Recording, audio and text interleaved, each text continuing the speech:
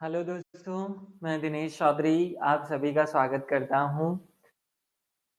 इस नई शुरुआत में जहाँ हमें अब रिवीजन पर ज़्यादा से ज़्यादा फोकस करना है, थोड़ा-सा करंट अफेयर्स जो कि हमारे पिछले 2 लेक्चर्स एमपी और इंडिया के बाद बच गया था, उसे आज कंप्लीट करते हैं। उसके बाद फिर नए सिरे से हम रिवीजन को शुरू करेंगे, रिवीजन की क्लासेस हम लेंगे। आप सभी का स्वागत है। गुड मॉर्निंग, जय श्री कृष्णा, राधे राधे। सभी लोग सुबह-सुबह अर्ली मॉर्निंग इस प्लेटफॉर्म पर आ जाते हैं, उसकी मुझे बहुत खुशी है। आपको अग्रिम शुभकामनाएँ कि आपके उज्जवल भविष्य की जो शुरुआत हो रही है, वो यहीं से होगी। इसी मॉर्निंग से हम भगवान को याद करते हुए जब कुछ काम करते हैं, तो हमें भगवान सफलता ज़रूर प्रदान करेंगे। सभी को गुड मॉर्निंग। चलिए अब मूल विषय पर आते हैं। हमने 8th यूनिट को 3 भागों में बाँटकर पढ़ने का प्रावधान रखा हुआ है कि हम पहले इंडिया का करंट अफेयर्स पढ़ेंगे, फिर मध्य प्रदेश का करंट अफेयर्स पढ़ेंगे और फिर हम स्पोर्ट्स की एक अलग से क्लास जिसमें हम थोड़ी-सी बेसिक बातों के साथ करंट अफेयर्स को अपडेट करेंगे। हमने इंडिया का करंट अफेयर्स पढ़ लिया, मध्य प्रदेश का करंट अफेयर्स पढ़ लिया। इंडिया के करंट अफेयर्स को भी हमने 2 भागों में बाँटा था। पहला वाला भाग प्रशासनिक अधिकारियों और उनके जो मूल विषय थे वहाँ से था। दूसरा वाला पार्ट जो है जिसमें हम थ्योरेटिकल हिस्से के साथ-साथ कुछ विशेष पॉइंट्स को कवर करने वाले हैं। बस इस वीडियो में हम उसी इंडियन करंट अफेयर्स के मूल मुद्दे को कवर करेंगे। चलिए शुरुआत करते हैं। सभी को गुड मॉर्निंग। सभी लोग एकदम मस्त तरीके से सुबह-सुबह उठकर आए हैं। बस अब आप पूरे ध्यान के साथ मेरे साथ जुड़ जाइए। चलिए भगवान को स्मरण करते हैं ताकि हमारा ध्यान केंद्रित हो जाए और फिर हम अपने इस क्लास की शुरुआत करते हैं। सबसे पहले भगवान श्री गणेश का नाम लेते हुए, श्री गणेशाय नमः बोलते हुए और मेरे शिक्षक सुरेश पटेल सर को याद करते हुए हम मूल विषय पर आते हैं। हमने कहा था कि ऐसे ही 8वीं यूनिट को पढ़ना शुरू नहीं कर देना है बच्चा। आप लोगों को सबसे पहले हमारी 8वीं यूनिट के सिलेबस को देखना है जहाँ एक लाइन लिखी हुई है अंतरराष्ट्रीय, राष्ट्रीय और मध्य प्रदेश का करंट अफेयर। जब हमने इससे आए हुए क्वेश्चंस को एनालिसिस किया तो हमने पाया कि अंतरराष्ट्रीय से 3 प्रश्न पूछे गए थे, लेकिन अंतरराष्ट्रीय में केवल उस हिस्से को पूछा गया जहां भारत का इन्वॉल्वमेंट था। मतलब अगर मुझे कोई इंटरनेशनल फैक्ट पढ़ना है तो मुझे केवल उसमें भारत के इन्वॉल्वमेंट वाला फैक्ट पढ़ना है, पूरी दुनिया भर की बातों से हमें नहीं मतलब। जैसे अगर G20 का शिखर सम्मेलन हो रहा है और भारत उसका सदस्य है तो उसकी डिटेल पढ़ी जानी चाहिए या उसके बारे में पढ़ा जाना चाहिए, नहीं तो कोई काम का नहीं है। जैसे एक नाटो संघ है, हमें उसके बारे में पढ़ने की कोई आवश्यकता नहीं, क्योंकि एग्जाम का पैटर्न ऐसा कहता है कि भाई अंतरराष्ट्रीय तो मैं पूछूंगा लेकिन अंतरराष्ट्रीय में केवल उस हिस्से को कवर करूंगा जहां इंडिया का इन्वॉल्वमेंट होगा, क्योंकि 3 प्रश्न पूछे, तीनों ही इस तरीके की बात को कहते हैं। पिछली परीक्षा में इंडियन करंट अफेयर्स से 2 क्वेश्चन पूछे और दोनों के दोनों अधिकारियों से थे। मध्य प्रदेश के करंट अफेयर्स से 5 क्वेश्चन पूछे जो कि पूरे मिक्सअप फॉर्मेट में थे। हर प्रकार के टॉपिक को लेकर के प्रश्न बनाए गए थे। हमें ये मूल विषय को समझना था जो कि हमने पहले ही क्लियर कर लिया है। फिर हमने इसको पढ़ने का अपना तरीका बनाया था कि एक बार में हम राष्ट्रीय करंट अफेयर्स पढ़ लेंगे, अगले वाले पार्ट में हम एमपी और फिर हम स्पोर्ट्स को पढ़ेंगे। इस तरीके का हमारा पैटर्न होगा। राष्ट्रीय को भी फिर 2 भागों में बांटा जाएगा। पहले वाले हिस्से में हमने केवल नियुक्तियां और व्यक्तियों के नाम से रिलेटेड जो पॉइंट होना था वो पढ़ा। अब हमें जो घटनाओं से रिलेटेड बातें करनी है वो इस वीडियो में कवर करना है। एमपी हम पहले ही कवर कर चुके हैं, या एमपी का जो करंट अफेयर्स है वो लगभग हम कवर कर चुके हैं। एक और वीडियो में हम बची हुई बातों पर फोकस कर लेंगे और फिर स्पोर्ट्स पर आएंगे। 1-2 दिन का ये कहानी है, उसके बाद हमारा फिर रिवीजन व्यवस्थित रूप से शुरू हो जाएगा। मेरे साथ आप फिर से एक बार पुनः रिवीजन करेंगे। वैसे अभी आप रिवीजन के ही दौर में हैं, आपने कर लिया है 2-2 बार रिवीजन, लेकिन फिर तीसरा रिवीजन अब आपका मेरे साथ होगा। चलिए शुरू करें यहाँ से। हम मूल विषय पर आते हैं। सबसे पहले हमें पढ़ना है भारत रत्न। आपको ये याद होना चाहिए कि 2024 में 5 लोगों को भारत रत्न देने की घोषणा की गई, या भारत रत्न जो है वो दिया गया। किन किन लोगों को दिया गया, तो बहुत डीप में ना जाते हुए ऊपर ऊपर से याद रखें कि कर्पूरी ठाकुर, लाल कृष्ण आडवाणी, MS स्वामीनाथन, चौधरी चरण सिंह और PV नरसिम्हा राव। आपको इसमें प्रधानमंत्रियों के नाम भी दिखाई दे रहे होंगे, आपको 2 प्रधानमंत्री यहाँ दिखाई दे रहे हैं। आपको इनके नंबरिंग याद रखनी है कि ये कौन से क्रम के प्रधानमंत्री थे। आपको मैंने प्रधानमंत्रियों की लिस्ट पूरी याद कराई हुई है, वहां से आपको ये रट लेना है, कोई अलग से याद करने की जरूरत नहीं कि इनका नंबर कौन सा है। आपको वो जो पूरी लिस्ट याद है उसी में से ये देखना है। ऐसे MS स्वामीनाथन, आपको सबको पता है कि हरित क्रांति से संबंधित व्यक्ति हैं और बहुत इंपॉर्टेंट पॉइंट हमारे लिए है। लाल कृष्ण आडवाणी, बीजेपी जो कि वर्तमान में शासन करने वाली पार्टी है, उसकी संस्थापक सदस्यों में लाल कृष्ण आडवाणी को जाना जाता है। और कर्पूरी ठाकुर, ये बिहार के लिए एक बहुत बड़ा नाम है, बिहार के दृष्टिकोण से एक महत्वपूर्ण नाम, खैर पूरे भारत के लिए एक महत्वपूर्ण नाम है लेकिन विशेष तौर पर बिहार के लिए है। तो इनके बारे में अंडर डीप घुसने की आवश्यकता नहीं है, थोड़ी सी बेसिक इंफॉर्मेशन हो कि ये किस क्षेत्र से संबंधित हैं या किस क्षेत्र से संबंधित इनको पुरस्कार दिया गया। भारत रत्न देश के सर्वोच्च जो नागरिक सम्मान है वो है और इसकी शुरुआत 1954 में हुई थी। एग्जामिनर ने अलग अलग समय पर अलग अलग टाइप के क्वेश्चन पूछे हैं, जैसे सबसे पहला किसे मिला था भारत रत्न, इस प्रकार का प्रश्न पूछा। जैसे लता मंगेशकर के बारे में पूछा कि लता मंगेशकर को भारत रत्न कब दिया गया था। इस प्रकार के एग्जाम में पूर्व में आए हुए प्रश्न हो चुके हैं या आ चुके हैं, लेकिन इस तरीके का पैटर्न अब नहीं है, लेकिन फिर भी बेसिक इंफॉर्मेशन हमें होनी चाहिए। आप लोगों ने इन पांचों के नाम रट लिए होंगे, कोड बनाकर रटने की जरूरत नहीं है क्योंकि उनमें से 2 प्रधानमंत्री हो गए हैं, एक कृषि, खाने पीने वाला, कृषि के लिए उत्पादन करने वाले व्यक्ति, एक राजनीतिक और एक कर्पूरी ठाकुर को आप समाज से जोड़ लीजिए, इस तरीके से आपको याद हो जाएगा। आगे बढ़ते हैं, अब हम पद्म पुरस्कार की बात करते हैं। पद्म पुरस्कार क्योंकि 26 जनवरी के एक दिन पहले 25 जनवरी को दिए जाते हैं शाम को, इनको देने का काम राष्ट्रपति करता है। राजभवन में आयोजित कार्यक्रम में ये पुरस्कार प्रदान किए जाते हैं। आपको 2 तरीके से 2 पार्ट में ये याद करने होंगे, 2024 के 26 जनवरी 25 जनवरी को जो दिए गए और 2025 के 25 जनवरी को जो दिए गए, क्योंकि दोनों में जो सदस्य हैं वो दोनों ही इंपॉर्टेंट है। हमने पिछली परीक्षा में देखा कि वहां से ओम प्रकाश शर्मा जो है वो एग्जाम में पूछे गए थे, इसलिए 2 हम यहाँ से पढ़ने वाले हैं। 2024 के जो 25 जनवरी को 132 लोगों को पद्म पुरस्कार दिए गए थे। कितने लोगों को?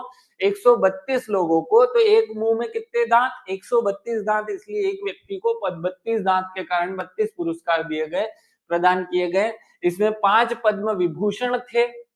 तो विभूषण कैसे बोलते हैं? विभूषण में ये जो वी होता है इससे 5 याद रह जाएगा, बाकी याद करने की जरूरत नहीं है।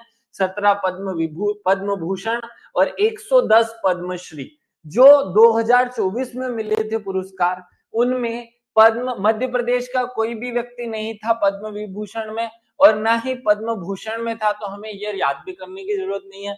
पद्मश्री में हमारे 4 लोग थे जो कि हमें पूरी तरह से याद होने चाहिए, और वो 4 लोग कौन है? श्री भगवती लाल राजपुरोहित, याद रखना ये साहित्य और शिक्षा से संबंधित है। देखो, भागवत लाल पुरोहित, अब पुरोहित जी जो हैं, पंडित जी, पुरोहित माने क्या होता है? पंडित। आपको पता है कि जब भारत में वर्ण व्यवस्था चलती थी तो ब्राह्मण, क्षत्रिय, वैश्य, शूद्र 4 वर्ण होते थे, और पुरोहित जो है वो शिक्षा देने का काम करता था, साहित्य के पढ़ने पढ़ाने का काम करता था, इसलिए पुरोहित जी किससे संबंधित हो गए हैं? साहित्य और शिक्षा से। तो पहला नाम याद हो जाएगा आपको। दूसरे पर आते हैं, सत्येंद्र सिंह लोहिया।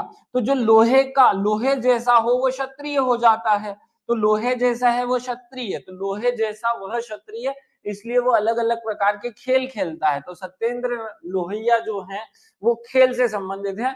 कुल मिलाकर क्योंकि 4 लोग हैं तो मैं आपके दिमाग में इसे याद कराने के लिए वही ब्राह्मण, क्षत्रिय, वैश्य, शूद्र या 4 वर्ण वाला कॉन्सेप्ट जो है वो दिमाग में क्रिएट करना चाहूंगा।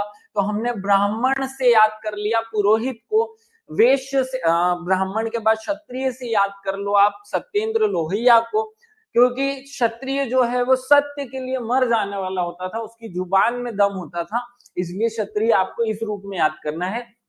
तीसरा, अब तीसरे नंबर पे आएंगे आपके ब्राह्मण, क्षत्रिय, वैश्य। अब देखो, वेश्य ओम प्रकाश शर्मा, तो वेश्य जो है उसे कोई शर्म नहीं आती, जो वेश्य वो व्यापारी होते थे, तो व्यापार करने में कैसी शर्म, तो वेश्य को कभी शर्म नहीं आती थी, इसलिए ओम प्रकाश शर्मा कला से संबंधित है, और ये पिछली एग्जाम में पूछा हुआ प्रश्न भी है। चौथे नंबर पर कालूराम बामनिया, क्या नाम है, कालूराम बामनिया, तो ब्राह्मण क्षत्रिय वैश्य शूद्र था, तो जो शूद्र हैं वो काले होते थे, इसलिए शूद्र को हमने यहाँ प्रेजेंट कर दिया कालूराम। अब क्योंकि ये ब्राह्मण क्षत्रिय वैश्य शूद्र वाली जो व्यवस्था है वो तो कब से समाप्त हो चुकी है, अब तो एक समान समाज की स्थापना हो चुकी है, तो फिर भी हमें याद रखना है। मैं ये केवल याद कराने के लिए आपके, देखो जब कोई स्टूडेंट सोचेगा कि भारत का 2024 में पद्मश्री किसे मिला, मध्य प्रदेश के किन लोगों को मिला, तो उसे सोचने के लिए कोई बैकग्राउंड चाहिए होता है, उसे सोचने के लिए कोई आधार चाहिए होता है। तो अब मैंने उसे आधार प्रदान कर दिया कि बच्चा तू केवल ये सोचना है कि ब्राह्मण क्षत्रिय वैश्य शूद्र, इस आधार पर 4 नाम है, और ब्राह्मण जब आपके मन में आए तो आप पुरोहित बोले, क्षत्रिय जब आपके मन में आए तो आप लोहित बोले, पुरोहित फिर लोहित या लोहे वाला, तीसरे नंबर पर आप तीसरे नंबर पर वेश्य से शर्म वाला बोल दे, और चौथे नंबर पर आप बोल दे जैसे जो काला है तो कालूराम बामनिया। इस तरीके से आपको ये पॉइंट याद हो जाएगा। फिर हमें पद्म विभूषण 5 लोगों को मिला था, बस उनके नाम रीड कर लेने हैं। मैं यहाँ लिख रहा हूं कि इनके नाम, क्योंकि इनमें मध्य प्रदेश का कोई भी व्यक्ति नहीं है, इसलिए बस रीड कर देना है, बस जरा सा रीड कर लो। जैसे बैजंती माला किस क्षेत्र से संबंधित है, कला से। फिर अगला व्यक्ति है चिरंजीवी, चिरंजीवी जो भी है वो भी दोनों टीवी वाले हैं, गाना गाते थे, एक एक्टिंग करते थे, तो बैजंती, ये दोनों मतलब एक्टिंग करने गाना गाने वाले लोग हैं, तो दोनों ही सिनेमा वाले लोग हो गए, बैजंती माला और चिरंजीवी। एम वेंकैया नायडू हमारी सार्वजनिक सेवा से या राजनीतिक क्षेत्र से आ गए हैं। विंदेश्वर पाठक मरणोपरांत इनको मिला। एग्जाम में क्वेश्चन ऐसा बन सकता है कि 2024 में जो पुरस्कार दिए गए थे उनमें मरणोपरांत पद्म विभूषण एक व्यक्ति को प्राप्त हुआ, वो कौन है, तो विंदेश्वर पाठक याद रखना। और 5वें पद्मा सुब्रमण्यम, ये भी कला से संबंधित हैं। तो हमने 2024 वाले जो पुरस्कार थे वो याद कर लिए, अब हमें 2025 वालों पर फोकस करना है। 2025 में जो अभी मिला है वो 15 फेब में आ सकता है क्या, हाँ बच्चा 16 फरवरी में वो आ सकता है, इसलिए वो भी पढ़ना है, और मैं खुद पढ़ाऊंगा उनको। अभी पेपर बना नहीं होगा, अब बन रहा होगा, तो अब जो करंट अफेयर्स होता है वो बन जाता है, क्योंकि एग्जाम के 15 दिन 10 दिन 12 दिन पहले ही पेपर बनता है, बहुत जल्दी पेपर नहीं बनता। तो जिन लोगों को ये दिमाग में है कि वो तो दिसंबर के पहले का करंट अफेयर्स पूछेगा, वो गलत फहमी में है, वो ताजा करंट अफेयर्स भी पूछ सकता है। एग्जाम का पेपर केवल 10 दिन पहले बनता है, ज्यादा पहले बनने से प्राइवेसी समाप्त होती है, इसलिए ज्यादा जल्दी नहीं बनाया जाता। अब अगले वाले पे आते हैं। 2025 का जो आयोजन था वो राष्ट्रपति भवन में आयोजित समारोह में ये पुरस्कार प्रदान किए करते हुए 2025 के लिए राष्ट्रपति ने 139 लोगों को पुरस्कार दिए। पहले कितने लोगों को मिला था, 132 को, अब कितने लोगों को मिला, 139 लोगों को मिला है। याद रख लेना, 139 लोगों को ये पुरस्कार मिला। पद्म पुरस्कार की घोषणा की गई, और इसमें एक पुरस्कार ऐसा है जो एक ही पुरस्कार 2 लोगों को मिला, मतलब युगल मामले का एक पुरस्कार है। फिर वो याद नहीं भी रखोगे तो चलेगा। पहले जो है वो पद्म विभूषण 5 थे, पद्म भूषण 17 थे, ये हमें याद रखना था। अब जो है पद्म विभूषण जो है वो 7 हो गए हैं, और पद्म भूषण जो है वो 19 हो गए हैं। तो यहाँ 5 और 17 था, तो 5 में 2 जोड़ा तो 7 बना, और 17 में 2 जोड़ा तो 19 बना। इस तरीके से ये इंक्रीज हुआ है, दो दो दोनों तरफ इंक्रीज हो गया है इस साल। अभी जो कल ये पुरस्कार दिए गए 25 जनवरी के दिन, उसकी मैं बात कर रहा हूं। तो 25 जनवरी को 7 पद्म विभूषण, 19 पद्म भूषण और 13 पद्मश्री मिले हैं। अब अच्छी बातों पर आते हैं, मध्य प्रदेश के लिए जो काम का है, यहाँ मध्य प्रदेश का कोई भी व्यक्ति शामिल नहीं है, यहाँ भी मध्य प्रदेश का कोई भी व्यक्ति शामिल नहीं है, लेकिन यहाँ मध्य प्रदेश के 5 लोगों को लोगों ने बाजी मारी है, 5 लोग शामिल हैं। चलिए उन पर बात कर लेते हैं, जिन 5 लोगों को ये पुरस्कार में, सॉरी, पहले पद्म विभूषण वाले 7 लोगों के नाम बस रीड कर लेते हैं। मैं बोल रहा हूं, पद्म विभूषण वाले 7 लोगों के नाम केवल रीड करने हैं। कैसे रीड करने हैं, केवल नाम पढ़ लो ताकि दिमाग में एक बार पढ़ा रहे। दुर्वर नागेश्वर रेड्डी है ना, तो इनको डी एन रेड्डी के नाम से आप याद रख लेना, है ना। देना मैं रेड्डी हूँ, तेलंगाना, है ना, तेलंगाना के हैं, ये डॉक्टर हैं, याद रखना डॉक्टर हमेशा रेड्डी रहता है। तो रेड्डी जो है वो चिकित्सक हैं। इनसे ये पूछा जा सकता है कि कौन किस क्षेत्र से संबंधित है। अगला आपको जगदीश खेहर, जे एस खेहर एक न्यायाधीश रहे हैं, इनका नाम याद रहा होगा, जे एस खेहर, याद रखिएगा। ये लोक सेवा से संबंधित व्यक्ति हैं जिन्हें पद्म विभूषण दिया गया। अगला है लाखिया, इनका नाम पूरा के आर लाखिया के नाम से आप याद रखिएगा।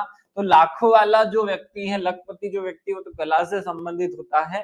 कुमुदिनी नाम याद है रखने चाहो तो कुमुदिनी रजनीकांत लाखिया, अगर ये नहीं याद रखना चाहो तो केवल रजनीकांत याद रख लेना, इनके इसी नाम में ये फेमस वर्ड है। तो रजनीकांत जो है, रजनीकांत याद रख सकते हो, रजनीकांत याद करना तो ज्यादा आसानी से याद रहेगा।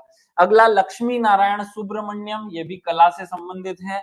फिर एम टी वासुदेवन नायर, मरणोपरांत इनको मिला। आप देखिए यहाँ 3 लोगों को मरणोपरांत मिला है, तो ये ज्यादा फोकस करने की बात नहीं है। फिर ओसुमा सुजुकी, याद रखना है जापान के हैं। अब यहाँ बहुत इंपॉर्टेंट प्रश्न, पद्म विभूषण 7 लोगों को मिला, उनमें से एक ही विदेशी है जो कि ओसुमा सुजुकी है। इनके नाम में ये सुजुकी शब्द देख करके आपको याद आ रही होगा, मारुति सुजुकी वाली गाड़ी, वो कहाँ की है, व्यापार उद्योग से संबंधित है, और ये जापान के हैं, और वो जापान की जो गाड़ी है हमारे भारत में बनाई जाती है और बेची जाती है। श्रीमती शारदा सिन्हा कला से संबंधित है, बिहार की। इस तरीके से 7 लोगों को हमने पद्म विभूषण दिया। आप इनको केवल एक बार रीड कर लें, मध्य प्रदेश वालों को रट करके रखना है। तो देखिए अगले आगे वाले पे चलते हैं। अब मध्य प्रदेश के कुल 5 हस्तियों को ये पद्मश्री मिला है। कितने लोगों को, 5 हस्तियों को पद्मश्री 2024, जो कि 25 में 25 जनवरी 2025 को 5 हस्तियों को ये मिला। तो 25 में ये मिला है, याद रखिएगा इस पॉइंट को। वो 5 लोग कौन है हमें वो भी याद करना है। सबसे पहले भेरू सिंह चौहान, क्या नाम है, भेरू सिंह चौहान। दूसरा है शैली होलकर, 2 नाम याद कर लो, भैरू सिंह चौहान, शैली होलकर। जगदीश जोशीला, बुद्धेंद्र कुमार जैन और हरचंदन सिंह भट्टी। आपको 5 नाम रट्टा मारने होंगे। तो ये 5 नाम जो कि कल परसों जिन्हें पद्मश्री मिला है उनकी हम बात कर रहे हैं। आप नाम कैसे याद करोगे, तो सबसे पहले हमें जगदीश जोशीला याद करना है। क्या नाम याद करना है, जगदीश जोशीला। क्या नाम याद करना है, जगदीश जोशीला। फिर आपको हर्षेल याद करना है। देखो हर्षेल नाम क्या है, हर्षेल, ये मैं इसीलिए याद कर रहा हूं ताकि क्रम से आपके दिमाग में सेट रहे। हरचंदन सिंह, बुद्धेंद्र कुमार, और ये 2 नाम और याद कर लेना, शैली होलकर और भेरू सिंह। तो आपको अगला जो वर्ड है वो याद करने के लिए हरचंदन को मैं हर्ष कर रहा हूं, बस हर शब्द यहां से ले लेते हैं। हरचंदन सिंह भट्टी पूरा याद मत करो, केवल हर शब्द यहां से ले लो। तो ये हर है ना, तो हर आदमी को क्या करना चाहिए, वो हम कोड बनाएंगे उसके बाद, कि हर आदमी को जोश में रहना चाहिए, इसलिए मैंने केवल हर निकाल दिया वहां से, है ना।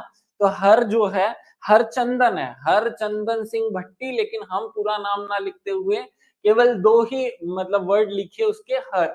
आगे तीसरा वाला जो व्यक्ति है आपको याद रखना है भेरू, है ना, भेरू। बुद्धेंद्र कुमार तो हम यहां से लिख देते हैं बुद्धि, और फिर लिख देते हैं भेरू, है ना। और चौथा नाम आपको आसानी से याद हो जाएगा, एक ही महिला इसमें है, और वो महिला जो है वो शैली है ना। तो अब देखो इनका एक कोड ऑटोमेटिक तैयार हो गया है। आप सब इन 5 शब्दों पर फोकस करो तो एक कोड आपके दिमाग में जनरेट होगा, याद करने का एक तरीका अपने दिमाग में जनरेट हो जाएगा। इसको मैं केवल जगदीश कर हटा देता हूं, केवल जोशीला याद कर लेता हूं। तो अब देखो हर, ये देखो हर जोशीला व्यक्ति, अब मैं आ रहा हूं यहां मतलब कोड बनाने पे, हर जोशीला, हर जोशीला। देखो बुद्धिमान हो जरूरी नहीं, हर जोशीला बुद्धिमान हो जरूरी नहीं, वो भेरू भी हो सकता है। क्या हो सकता है भाई, हर जोशीला व्यक्ति बुद्धिमान हो ये जरूरी नहीं होता है। तो हर जोशीला व्यक्ति बुद्धिमान हो ये जरूरी नहीं है। बुद्धिमान हो वो क्या हो सकता है, भेरू भी हो सकता है। ये नॉर्मल शैली है, मतलब वो नॉर्मल। अब ये शैली शब्द को तो मैं नहीं चाहता कि कोडिंग में डालो, क्योंकि एकमात्र महिला है और शैली होलकर वैसे भी याद रह जाएगा आपको। शैली होलकर वंश मतलब एक विशेष होलकर वंश की परंपरा से संबंधित है, तो उसको हटा भी दो। अब ये 4 नाम आपको याद करने में कोड वर्ड नहीं बनाया है, हमने केवल शब्दों को अपने अरेंजमेंट के हिसाब से जमा दिया। हरचंदन नाम क्या है, हरचंदन सिंह भट्टी, तो उसमें से मैंने केवल हर हर निकाल लिया, एक लाइन बना दी, एक वर्ड बना दिया, हर निकाल दिया। फिर अगला व्यक्ति है जगदीश जोशीला, तो उसमें मैंने क्या निकाल दिया, जगदीश जोशीला की जगह जगदीश केवल जोशीला जोशीला निकाल दिया। फिर बुद्धा, तो ये बुद्धादित्य है, तो बुद्धा में से बुद्धि, बुद्धा बुद्धि, तो वो तो सब एक जैसे ही वर्ड हो गए, याद हो जाएगा। और भेरू लाल, तो ये भेरू जो है वैसे भी याद रह जाएगा, पूरा नाम ही भेरू है उनका, तो ये बुद्धि वाली का भी नाम बुद्धि है। जगदीश जोशीला में हमने जोशीला याद किया है, हरचंदन में हमने हर याद किया है, और शैली तो आपको याद ही है, शैली होलकर। याद रखना ये 5 नाम आपको आसानी से याद हो जाएंगे। थोड़ी सी बात इनके बारे में याद होनी चाहिए, थोड़ी सी, ज्यादा डीप में नहीं जाए। भेरू सिंह चौहान ये निर्गुणिया कबीर गायक हैं। कौन है ये, निर्गुणिया कबीर गायक भैरू सिंह चौहान। और मूल बात यह है कि इंदौर जिले के रहने वाले हैं, इंदौर जिले की मऊ तहसील में उनका छोटा सा गांव है बजरंगपुरा। तो वैसे तो कबीर गायक हैं, लेकिन फिर भी बजरंगबली के नगर में रहते हैं।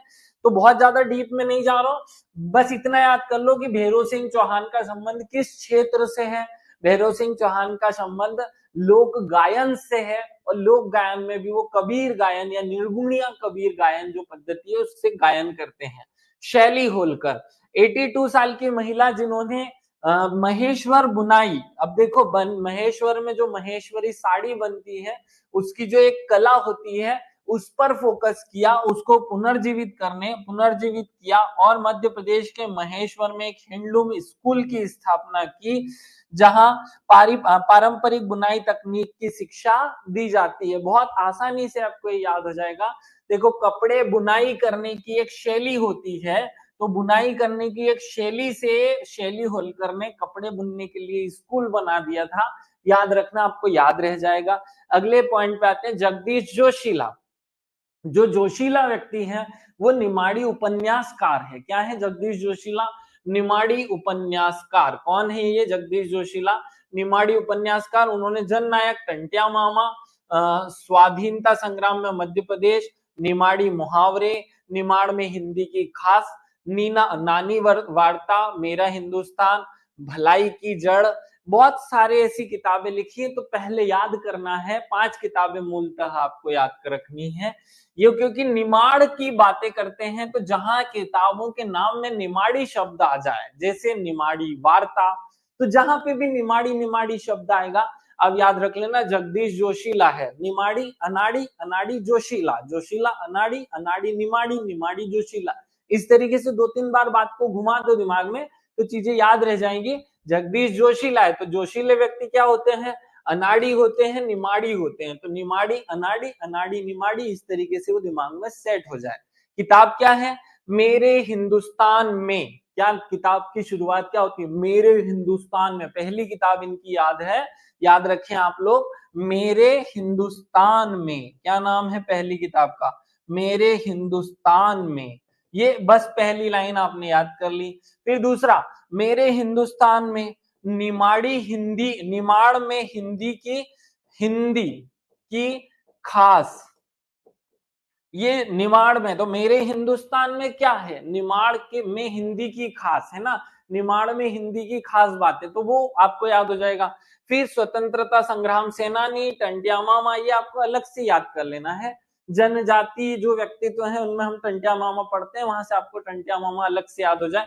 बस ये इतनी इनकी किताबें याद रख लेना। देखो 2 आजादी से संबंधित है, स्वतंत्रता संग्राम सेनानी या स्वाधीनता संग्राम सेनानी, ऐसी एक किताब है। पहला पॉइंट है स्वाधीनता संग्राम में मध्य प्रदेश या स्वाधीनता संग्राम में मध्य प्रदेश के लोग, ऐसी एक किताब हो गई। और अमर शहीद, ये इनकी दूसरी किताब हो गई। बस ये 2 आजादी से संबंधित है और 2 स्थानों से संबंधित है, मेरे हिंदुस्तान में और निमाड़ में, तो 2 निमाड़ में और हिंदुस्तान में हो गया। फिर अमर शहीद और स्वतंत्रता हो गया, टंटा मामा, बस ये 5 किताबें आप याद कर लो। अगला ये बुद्धेंद्र कुमार जैन, नाम क्या है? बुद्धेंद्र कुमार जैन, बहुत बुद्धिमान होंगे। तो बुद्धेंद्र कुमार जैन जो है वो सतना जिले के चित्रकूट में सदगुरु नेत्र चिकित्सालय के निर्देशक हैं। क्या नाम है इनके? निर्देशक जो हॉस्पिटल है उसका सदगुरु नेत्र चिकित्सालय। वे जनरल मेडिसिन और इंटरनेशनल मेडिसिन के क्षेत्र में विशेषज्ञता रखते हैं और इनको मध्य प्रदेश के पहले डॉक्टर, मतलब बहुत पुराने डॉक्टर हैं जिन्होंने बहुत अच्छे काम किए होंगे, इसीलिए इनको पद्मश्री पुरस्कार दिया गया। अगले व्यक्ति हरचंदन सिंह भट्टी। ये भट्टी से शब्द से याद कर लेना, भट्टी भोपाल में रहते हैं। कहाँ रहते हैं? भट्टी, भट्टी भोपाल में रहते हैं। भोपाल के बहुकला केंद्र भारत भवन से जुड़े हुए हैं। वे जनजाति कला और संस्कृति के सुप्रसिद्ध चित्रकार हैं। तो हरचंदन चित्र बनाते हैं, ये हरचंदन से चित्र बना देते हैं, इससे याद हो जाए। हाँ, चूना भट्टी से भी याद, जैसे याद करना है वैसे कर लो। लेकिन ये भट्टी जो है वो एकमात्र व्यक्ति है जो अगली इस एग्जाम में आने के चांस रखते हैं। इनमें आने के चांस फिर भी कम है, लेकिन यहाँ आने के चांस बहुत ज्यादा है। तो आपको अच्छे से हरचंदन सिंह भट्टी को दिमाग में सेट कर लेना है। तो क्या इस कोड से आपको ये 5 लोग अपने दिमाग में सेट हो गए हैं? ये हमने पहले तो 5 लोगों को, देखो आप 2024 वाले 4 लोग याद करके देखो।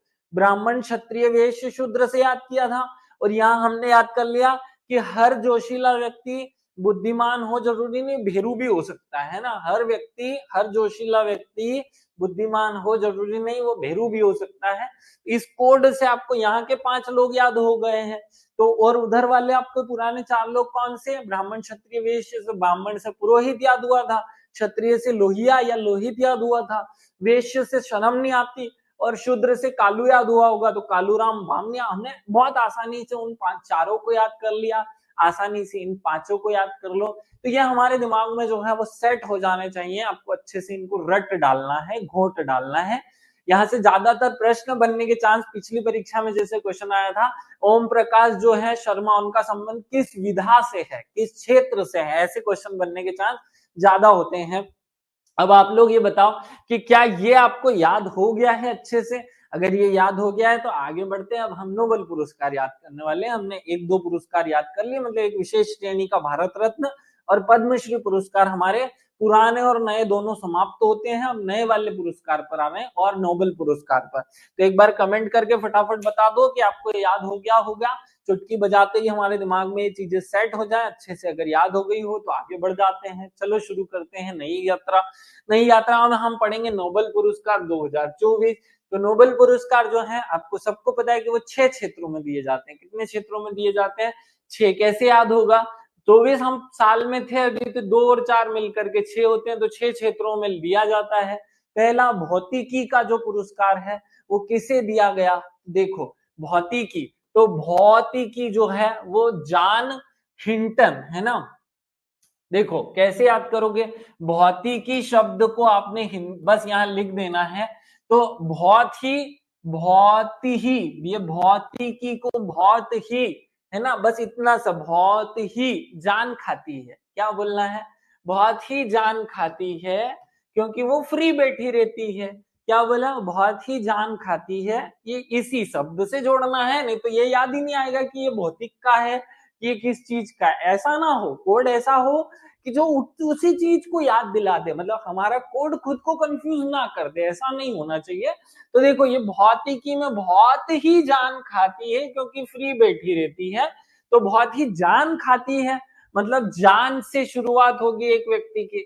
तो जान हाफ फील्ड है ना, जान खाने वाला आधा ही होता है, आधे माथे का होता है, तो हाफ फील्ड हो जाता है, आधा पागल हो जाता है। तो बहुत ही जान खाती है, बहुत ही जान खाती है क्योंकि फ्री होती है। तो बहुत ही जान खाती है जब वो फ्री होती है। तो जान से पहला शब्द याद आ जाएगा, फिर दूसरा शब्द फ्री से याद आ जाएगा कि क्योंकि वो फ्री होती है। तो जो ही वो फ्री होती है वो बहुत जान खाती है। तो जान खाती है क्योंकि वो फ्री बैठी रहती है, जान खाती है क्योंकि वो बहुत ही फ्री होती है। ये एक पॉइंट हमें दिमाग में याद हो जाए।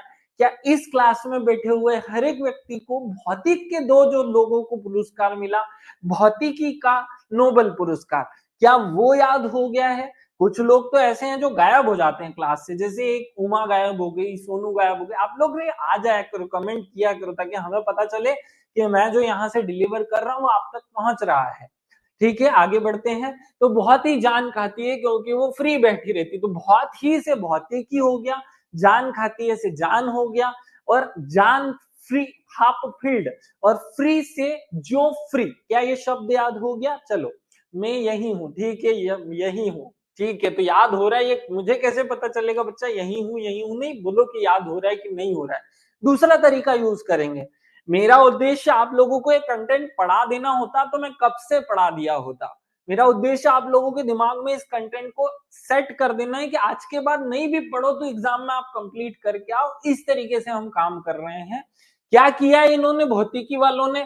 कृत्रिम न्यूरल नेटवर्क, कैसे याद करोगे? CNN, कृत्रिम न्यूरल नेटवर्क के साथ मशीन लर्निंग के को संभव बनाने वाली महत्वपूर्ण खोज और आविष्कार के लिए इनको ये पुरस्कार दिया गया। कभी कभी ये पूछ लिया जाता है कि क्यों दिया गया, तो मशीन लर्निंग के क्षेत्र में काम करने के लिए दिया गया है। चलो आगे बढ़ते हैं। पहला हमने भौतिकी का जो पुरस्कार है वो बहुत ही जान खाती है क्योंकि फ्री बैठी रहती है, याद हो गया है। चलो आगे बढ़ते हैं। अगला है रसायन। रसायन का पुरस्कार मिला डेविड ब्रेकर, डेमिस हसाबीस और जॉन जम्पर को। ठीक है, देखो अब क्या होगा। रसायन मतलब क्या होता है? आप जैसे ही रसायन शब्द सुनते हैं तो आपके दिमाग में क्या आता है? दारू आती है कि नहीं? रसायन मतलब कि ऐसा कोई लिक्विड जिसके बाद में आदमी के ब्रेक ही नहीं लगते हैं ना, तो ब्रेक ही नहीं लगता क्या? तो जब भी आदमी रसायन पी लेता है तो रसायन पी लेने के बाद वो हंस हंस हंस करके पागल जैसा व्यवहार करने लगता है ना। अब उसकी बातों पर ब्रेक ही नहीं लगता। मतलब आप देखो, जो रसायन पी लेता है, जो दारू पी लेता है, क्या वो हंसता नहीं है? बहुत हंसता है। तो हंसाबीस नाम क्या है? हंसाबीस, तो खुद भी हंसता है और 20 लोगों को भी हंसाता है, तो हंसाबीस नाम हो जाता है। हंसाबीस पहला नाम हो गया। फिर उसकी बातों पर कोई ब्रेक ही नहीं रहता तो ब्रेकर हो गया, है ना। और बहुत जम जम से हंसता है, जम जम से, जोर जोर से हंसता है, तो जम जम से हंसता है, जम जम जोर जोर से हंसता है। इससे ये पूरी बात आपको याद हो जाएगी। रसायन शब्द जैसे ही मेरे दिमाग में आया तो मेरे दिमाग में प्रतिक्रिया स्वरूप याद किया कि रसायन मतलब कोई इंटिक रसायन, माने HCl वेचसीएल की बात नहीं हो रही है, सीधे ये तो एल्कोहल की बात हो रही। तो जैसे ही रसायन एल्कोहल अंदर जाता है, आदमी जम जम से हंसने लगता है और बेकार की बातें करता है। तो देखो, जम जम से हंसने लगता है तो हंसाबीस हो गया, और जम जम से जम्पर हो गया। जम्पर, जम्पर, जम जम से जम्पर, जम जम से जम्पर, हंसेगा मतलब हंसाबीस, और बिना ब्रेक की बात करता है, बिना रुके बात करता है तो ब्रेकर। ब्रेक लगा तो जम से हंसा, हाँ ठीक है, ब्रेक लगा तो जम से हंसा। इनको रसायन से कैसे जोड़ोगे करुणा, ये मुसीबत थी। इसलिए मैंने अब भी कहा बेटा, कोड बनाना इस दुनिया का सबसे सरल काम है, हर आदमी बना सकता है। लेकिन सबसे बड़ी दुविधा यहां से शुरू होती है कि कोड ऐसा हो जो एग्जाम में उस चीज को आपको याद दिला दे। अब आपको कैसे याद आएगा कि रसायन का ही कोड है कि ब्रेक लगा तो जम जम से हंसने लगे? वो कैसे याद आए? इसलिए रसायन को जोड़ना जरूरी था, ना कि उन तीन चीजों को। इस पर फोकस करना है। क्यों मिला इनको यह अवार्ड? अब आपको याद हो गया होगा। भाई रसायन पी लेने के बाद में आदमी जोर जोर से हंसता है, बिना ब्रेक की बात करता है तो जम जम से, तो जम्पर, हंसा तो हंस दिया तो हंसा भी, और फिर बिना ब्रेक की तो ब्रेक कर। ऐसे तीन लोग आपको याद करने हैं। अब डेविड ब्रेकर को ये क्यों मिला? प्रोटीन डिजाइन के लिए कंप्यूटर आधारित तरीकों के विकास के लिए। ये आपको याद रह जाए, बहुत रीड कर लो इसको, याद करने की जरूरत नहीं है। अगला वाला पॉइंट भी आपको याद रहे, हेमिस डेमिस हसाबिस और जॉन एम जम्पर को प्रोटीन संरचना का भविष्यवाणी करने के लिए। देखो, कुल मिलाकर दोनों में प्रोटीन प्रोटीन है। तो भाई रसायन पी लेने से तो क्या मिलता है शरीर को? प्रोटीन मिलता होगा, इसीलिए लोग पीते हैं। तो प्रोटीन मिलता है रसायन से, इससे याद हो जाए कि इन लोगों को प्रोटीन प्रोटीन के लिए ये पुरस्कार मिला है। तो क्या आपको नोबेल पुरस्कार में दो लोग याद हो गए? आगे तीसरे वाले पे चलते हैं। दो पुरस्कार में 5 लोगों के नाम हमने याद किए। अगला चिकित्सा, है ना। चिकित्सा का पुरस्कार गेरी रूवकोन को मिला और विक्टर एम्ब्रोस को मिला। ये मैं आपको पिछली बार याद भी करा चुका हूं, नोबेल पुरस्कार एक बार क्लास चल रही थी, मैंने बीच में याद कराए थे। अगर याद नहीं रहे तो कोई बात नहीं, फिर से एक बार रिवाइज कर लेते हैं। देखो चिकित्सा है ना, तो जब भी चिकित्सा जो है ना, अब चिकित्सक क्या करता है, चिकित्सक क्या करता है, इलाज करता है। जल्दी से पुराना वाला कोड बता दो ताकि मुझे नया ना बनाना पड़े। मतलब मुझे तो इनके नाम याद हो जाने के बाद मैं कोड भूल जाता हूँ। मतलब मेरी हमेशा से ये आदत है कि मैं जब भी पुराना कोड का यूज कर लेता हूँ, बन जाता है वो, तो फिर मैं उस कोड को भूल जाता हूँ। वीट की गोली, हो ठीक है, वीट की गोली ऐसे याद रहेगा क्या? चलो आगे बोलते हैं। विक्स की गोली, हो विक्स की गोली कर लो। देखो विटकर एम्ब्रोस नाम है, नाम क्या है, विटकर एम्ब्रोस। और अगला है गोरी रुका रुबा रूकुन, अगला शब्द है गोरी बॉस मेडिसिन नहीं लेती। हाँ बहुत बढ़िया। मैंने आप सबको बोला था कि आपको भी कोड बनाने हैं, बहुत सारे लोगों ने कोड मुझे बना बनाकर चिकित्सा वाले इस नोबेल पुरस्कार के भेजे भी थे। नोबेल पुरस्कार में बोला था, बाकी तो मैं खुद ही बना करके आपको याद कराता हूँ, तो याद करना है। देखो अपना जो डॉक्टर होता है ना, वो बहुत गोरा होता है, तो ये हो गई गोरी, है ना। तो गोरा गोरा जो डॉक्टर है ना, गोरा गोरा डॉक्टर जो है, अब आपके कोड ही यूज कर लेते हैं। ब्रेक वो मैंने पुराना वाला कोड अपना वाला याद कर लिया। दवाई खा के विक्टर गोरी, ठीक है। बस बहुत सारा कोड मत बनाओ भाई, ऐसे कोड मत बनाया करो जो याद ही नहीं रहे। तुम लोगों की आदत क्या है पता है, कोड कोड में ही खो जाते हो, फिर कोड ही याद रहता है, किस चीज का ये याद ही नहीं रहता। मतलब कोडिंग ऐसी करते हो कि वो कोड तो याद रहता है लेकिन ये याद नहीं रहता कि किस चीज के लिए बनाया गया था, वो कोड भूल जाते हैं, वो चीज भूल जाते हैं। नहीं, तो हमें ऐसा नहीं करना है, चिकित्सा शब्द पर फोकस करना है। चिकित्सा मतलब इलाज शब्द पर फोकस करना है ना।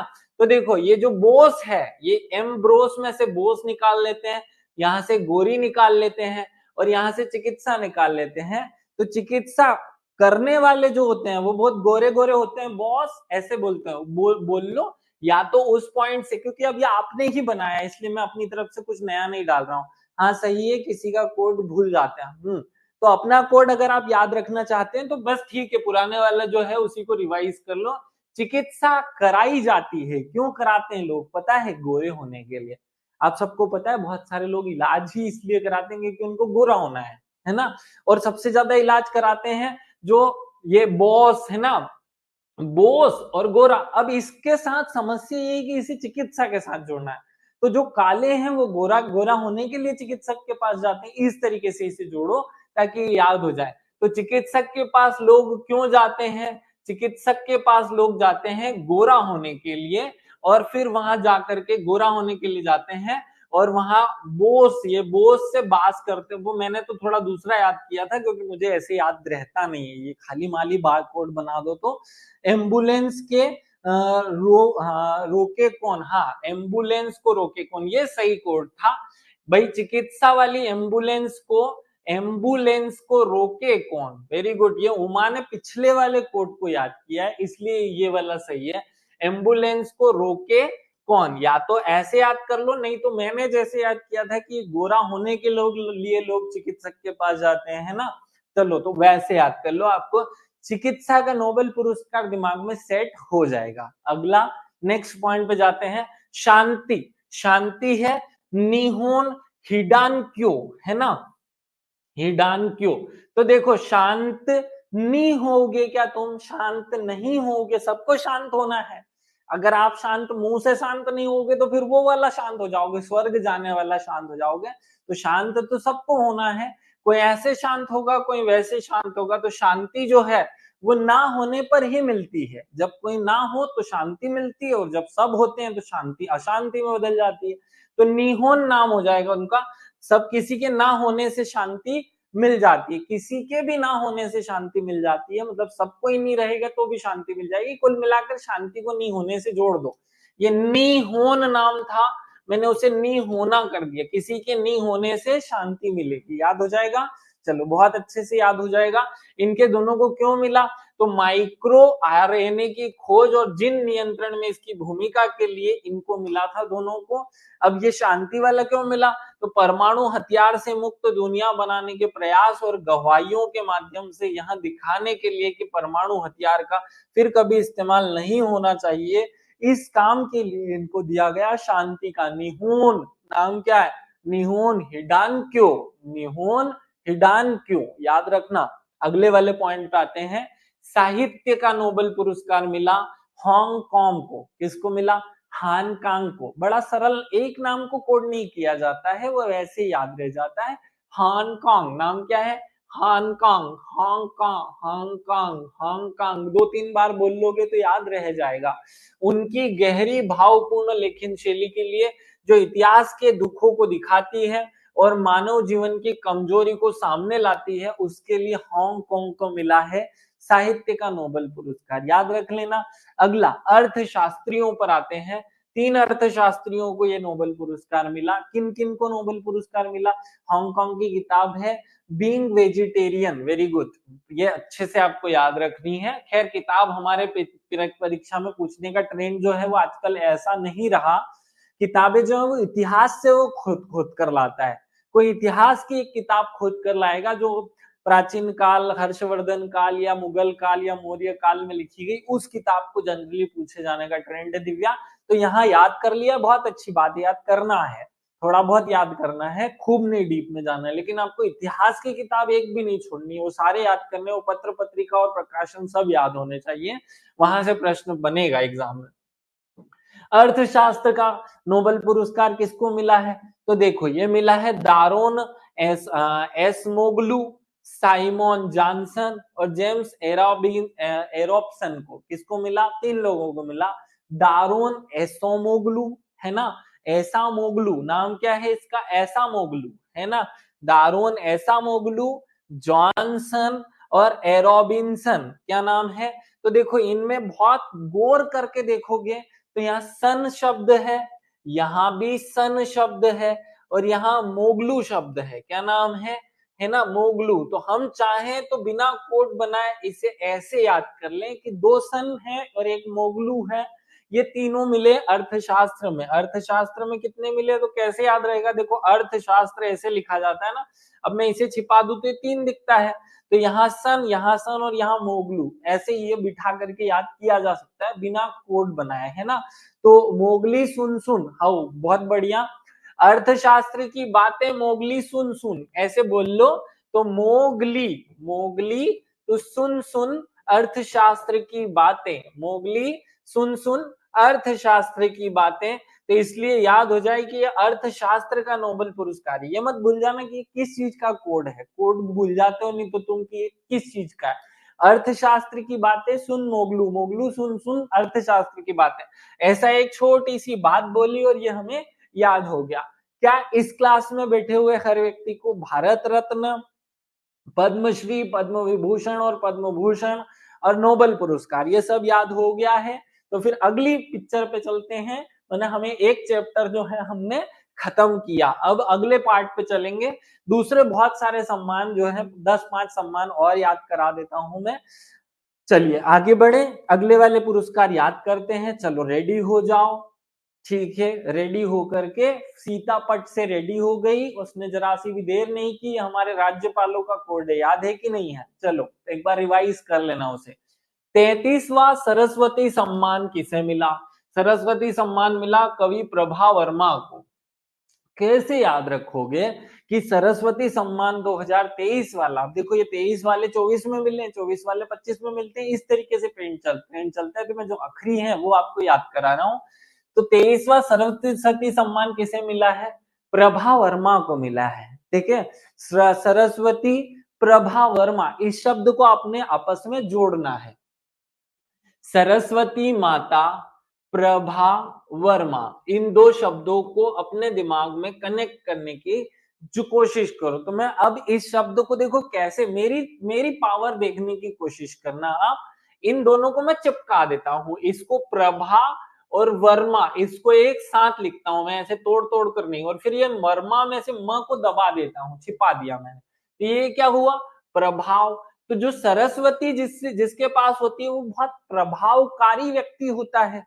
समझना, मैं आपको अपनी जो पावर है चीजों को जोड़ देने की, मैंने कुछ नहीं किया, मैं कहीं से कोई बात नहीं लाया हूं, केवल और केवल आपको एक प्रभाव दिखाना चाहता हूं कि वो देखो, हमने नाम था प्रभा वर्मा, अब हमने क्या किया, इन दो शब्दों को पहले यहां लिखा और फिर दोनों को मैंने पास पास करके म को छिपा दिया, तो प्रभाव शब्द बना। तो जिसके पास सरस्वती होती है वो बहुत प्रभावकारी व्यक्ति होता है ना भाई, जिसके ऊपर सरस्वती की कृपा होगी, दया होगी, वो बहुत प्रभावकारी व्यक्ति होगा। तो प्रभाव, तो प्रभाव वर्मा, वो वर्मा है, लेकिन हम बस व तक ही ठीक जाते हैं जिससे याद हो जाए। अब यहाँ देखो, इसे कहेंगे कोडिंग भी नहीं है, ये तो कोई कोड भी थोड़ी किया, कोड तो फिर एक कोई नया चीज लाया जाता ना, हमने कोड भी नहीं किया, हमने अपने अंदर जो है वो एक ऐसी स्किल डेवलप करनी है जिससे चीजें हमें उसमें से सुधरी हुई नजर आने लगे, ताकि याद हो जाए। याद हो गया होगा आपको, रुद्र सात्विकम नाम की इन्होंने काव्य संग्रह किया, रुद्र सात्विकम, नहीं याद रखोगे तो चलेगा लेकिन कर लो, बस याद होनी चाहिए। हम रुद्र सात्विकम याद कर ले, प्रभा वर्मा की, जो सरस्वती सम्मान जिनको 2023 मिला। अगला ज्ञानपीठ पुरस्कार, 58वां ज्ञानपीठ पुरस्कार जो है वो गुलजार को मिला। किसे मिला? गुलजार को। ठीक है, तो देखो, गुलजार और जगत गुरु राम भद्राचार्य, ये दो नाम याद करने हैं।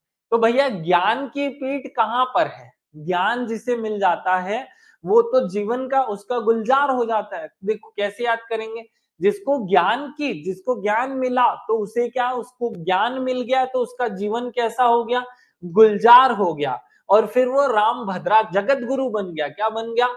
जगत गुरु। तो याद रखना, दो शब्द आपको याद हो जाए। अगर वो ज्ञान प्राप्त उसे हो जाता है, जैसे बुद्ध को जब ज्ञान प्राप्त हुआ तो वे जगत गुरु बन गए, बने थे ना, बुद्ध जगत गुरु बन गए थे। तो बुद्ध को ज्ञान प्राप्त हो जाएगा तो उनका जीवन गुलजार हो जाएगा और उन्हें जगत गुरु की उपाधि मिलेगी, भैया जगत गुरु बन जाएंगे। तो याद हो जाएगा, ज्ञानपीठ पुरस्कार दो लोगों को मिला, जगत गुरु और गुलजार, याद हो गया। अगला 34वां व्यास सम्मान। व्यास इस दुनिया में सबसे ज्यादा किसका है? सूर्य का। भाई हमारा जो पृथ्वी है उससे 110 गुना बड़ा है। हमारा जो पृथ्वी है इसमें 110 का गुणा करोगे तो जो क्षेत्रफल आएगा, जो व्यास आएगा, वो सूर्य का व्यास होगा। तो सूर्य जो है हमारी पृथ्वी से 110 गुना बड़ा है, इसलिए सबसे ज्यादा व्यास किसका है? सूर्य का है। तो सूर्य बाला नाम याद हो जाएगा, सूर्य बाला व्यास हो जाएगा, है ना, सूर्य बाला। कौन देश को वासी, इनकी किताब क्या है, इनका काव्य संग्रह है कौन देश को वासु वेणुवासी, कौन देश को वासी, सूर्य बाला ने लिखी, इनको व्यास सम्मान मिला। हलचल कर दिया करो, एकाध एकाध कोई बीच में कमेंट मार दिया करो, है ना। आगे बढ़ते हैं, व्यास सम्मान याद हो गया, सूर्य बाला को मिला। अगले वाले पे आते हैं, है ना, शास्त्र रामानुजन पुरस्कार, ये बाहर वाले व्यक्ति को मिला है। गणित में उत्कृष्ट योगदान के लिए झांग को मिला। रामानुजन किसको मिला? रामानुजन झांझ बजा रहा है, यूं याद कर लो, रामानुजन क्या कर रहे हैं? झांझ बजा रहे हैं, झांझ बजा रहे हैं, तो रामानुजन क्या कर रहे हैं? झांग बजा रहे हैं, झांझ बजा रहे हैं गणित में उत्कृष्ट काम करने के बाद। तो गणित में उत्कृष्ट काम के लिए रामानुज पुरस्कार मिलता है। तो राम के अनुज जो है वो झांझ बजा रहे थे, ऐसे कर लो। रामानुजन मतलब राम के अनुज जो है वो क्या कर रहे हैं? झांझ बजा रहे हैं। ये चारों पुरस्कार आपको अच्छे से याद हो जाएगा। चलो आगे बढ़ते हैं, नेक्स्ट पॉइंट पे चलो। एबला पुरस्कार, ये कौन सा पुरस्कार है? एबला पुरस्कार। तो एबल पुरस्कार किसको मिला? तो ये जो एबले एबले होते हैं ना, वो किसी न किसी चीज में फंस जाते हैं, मतलब फ्रेंच गणितज्ञ को मिला। तो ये देखो, मिशेल टेंग्रांड को मिला। किसको मिला? फ्रेंच को। तो फ्रेंच व्यक्ति हैं, इसलिए याद रखना, जो एबले होते हैं वो फंस जाते हैं कहीं ना कहीं, है ना। फिर क्या करते हैं? फोन करते हैं, टेलीफोन करते हैं, तो टेलीग्रांड याद हो जाएगा, है ना। और फिर ये जो एबले लोग होते हैं ना, वो बहुत मिस भी करते हैं, हम उनको बहुत मिस करते हैं। इस क्लास में भी जो एबले होते हैं उन्होंने भी, मैं भी मिस करता हूँ। तो एबले लोगों को बहुत मिस करना होता है, क्योंकि एबले लोग याद रहते हैं ना। तो एबले जो है उनको मिशेल याद रख लेना। एबले को बहुत मिस करते, तो एबले मिशेल मिशेल याद हो जाएगा, ठीक है। चलो, बुकर पुरस्कार, तो दो बुकर मिलते हैं, एक बुकर और एक अंतरराष्ट्रीय बुकर, याद रखना, दो मिलते हैं। बुकर पुरस्कार किसको मिला भैया? सामंता हार्वे को मिला, है ना। तो दो बुक जो है, हमारी जो किताबें हैं, बुक की बात कर रहे हैं, हमारी जो बुकें हैं उनको संभाल करके रखना, है ना, संभाल करके रखना, बुक को, किताबों को संभाल करके रखना सामान था, है ना, वो सामान नहीं है, वो सामान था किसी दुकानदार के लिए, अब वो हमारे लिए बुक है। तो वो पहले सामान था, अब हमारे लिए वो सम्मान है। तो पहले वो सामान था, अब हमारे लिए सम्मान है। तो बुक जो है, किताबों की बात हो रही, बुक जो है वो किसी के लिए सामान था, किसी के लिए सम्मान था। तो जिसके लिए सम्मान था उसने उसे सम्मान दिया। इनका उपन्यास है ऑर्बिटल। क्या नाम है इनके उपन्यास का? ऑर्बिटल। हमें तो नाम, इनके नाम में भी उपन्यास ही लग रहा होगा आप लोगों को, है ना, कि ये आदमी का नाम नहीं, ये भी किताब का ही नाम होगा, चलेगा, क्योंकि ये थोड़े अंग्रेजी नाम होते हैं। अंतरराष्ट्रीय बुकर पुरस्कार किसको मिला? ठीक है, अंतरराष्ट्रीय बुकर पुरस्कार जो है वो जेनी इफेनबेंक को मिला। किसको मिला? जेनी इफेनबेंक को। इनकी किताब है क्योर्स, है ना, क्योरोस, क्यारोस ऐसे बोलते हैं, क्योरोस ऐसे बोलेंगे, तो क्योरोस के लिए इनको मिला अंतरराष्ट्रीय बुकर पुरस्कार।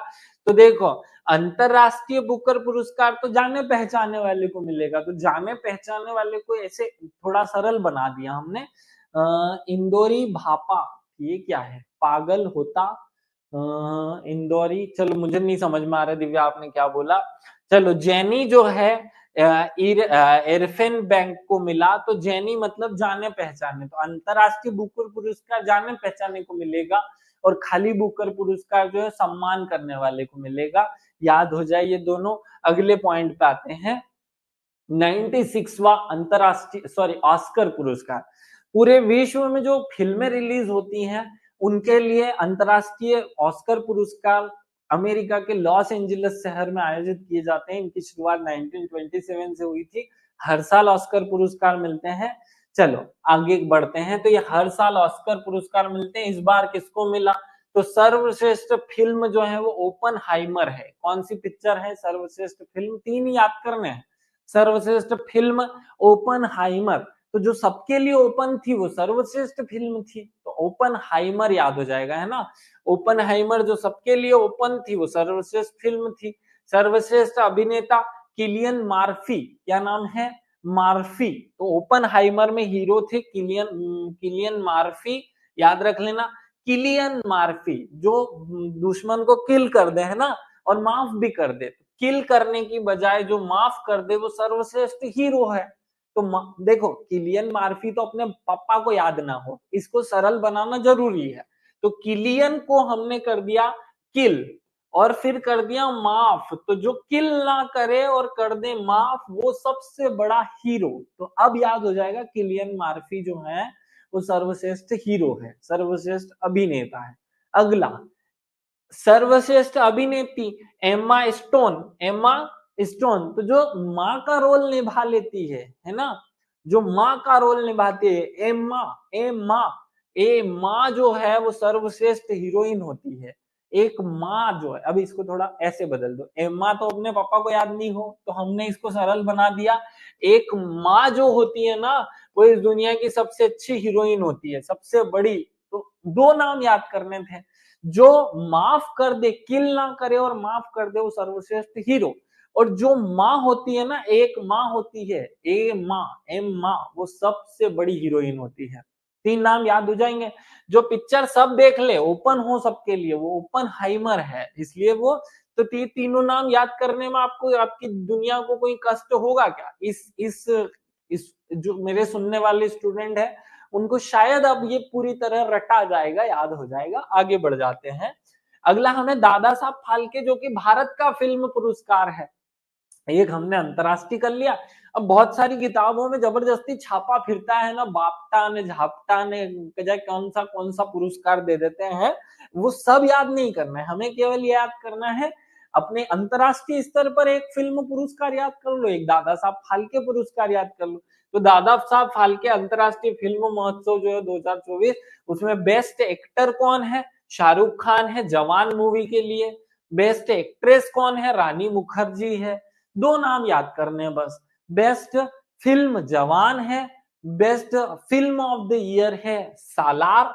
तो सालार याद कर लो, सालार, जवान, बेस्ट एक्ट्रेस, ये तो क्योंकि हम लोग इनको रोज देखते हैं ना, हर गाने में हर मूवी में हम लोग इनको सुनते हैं, इसलिए हमको बहुत सारा दिक्कत याद करने की जरूरत है ही नहीं।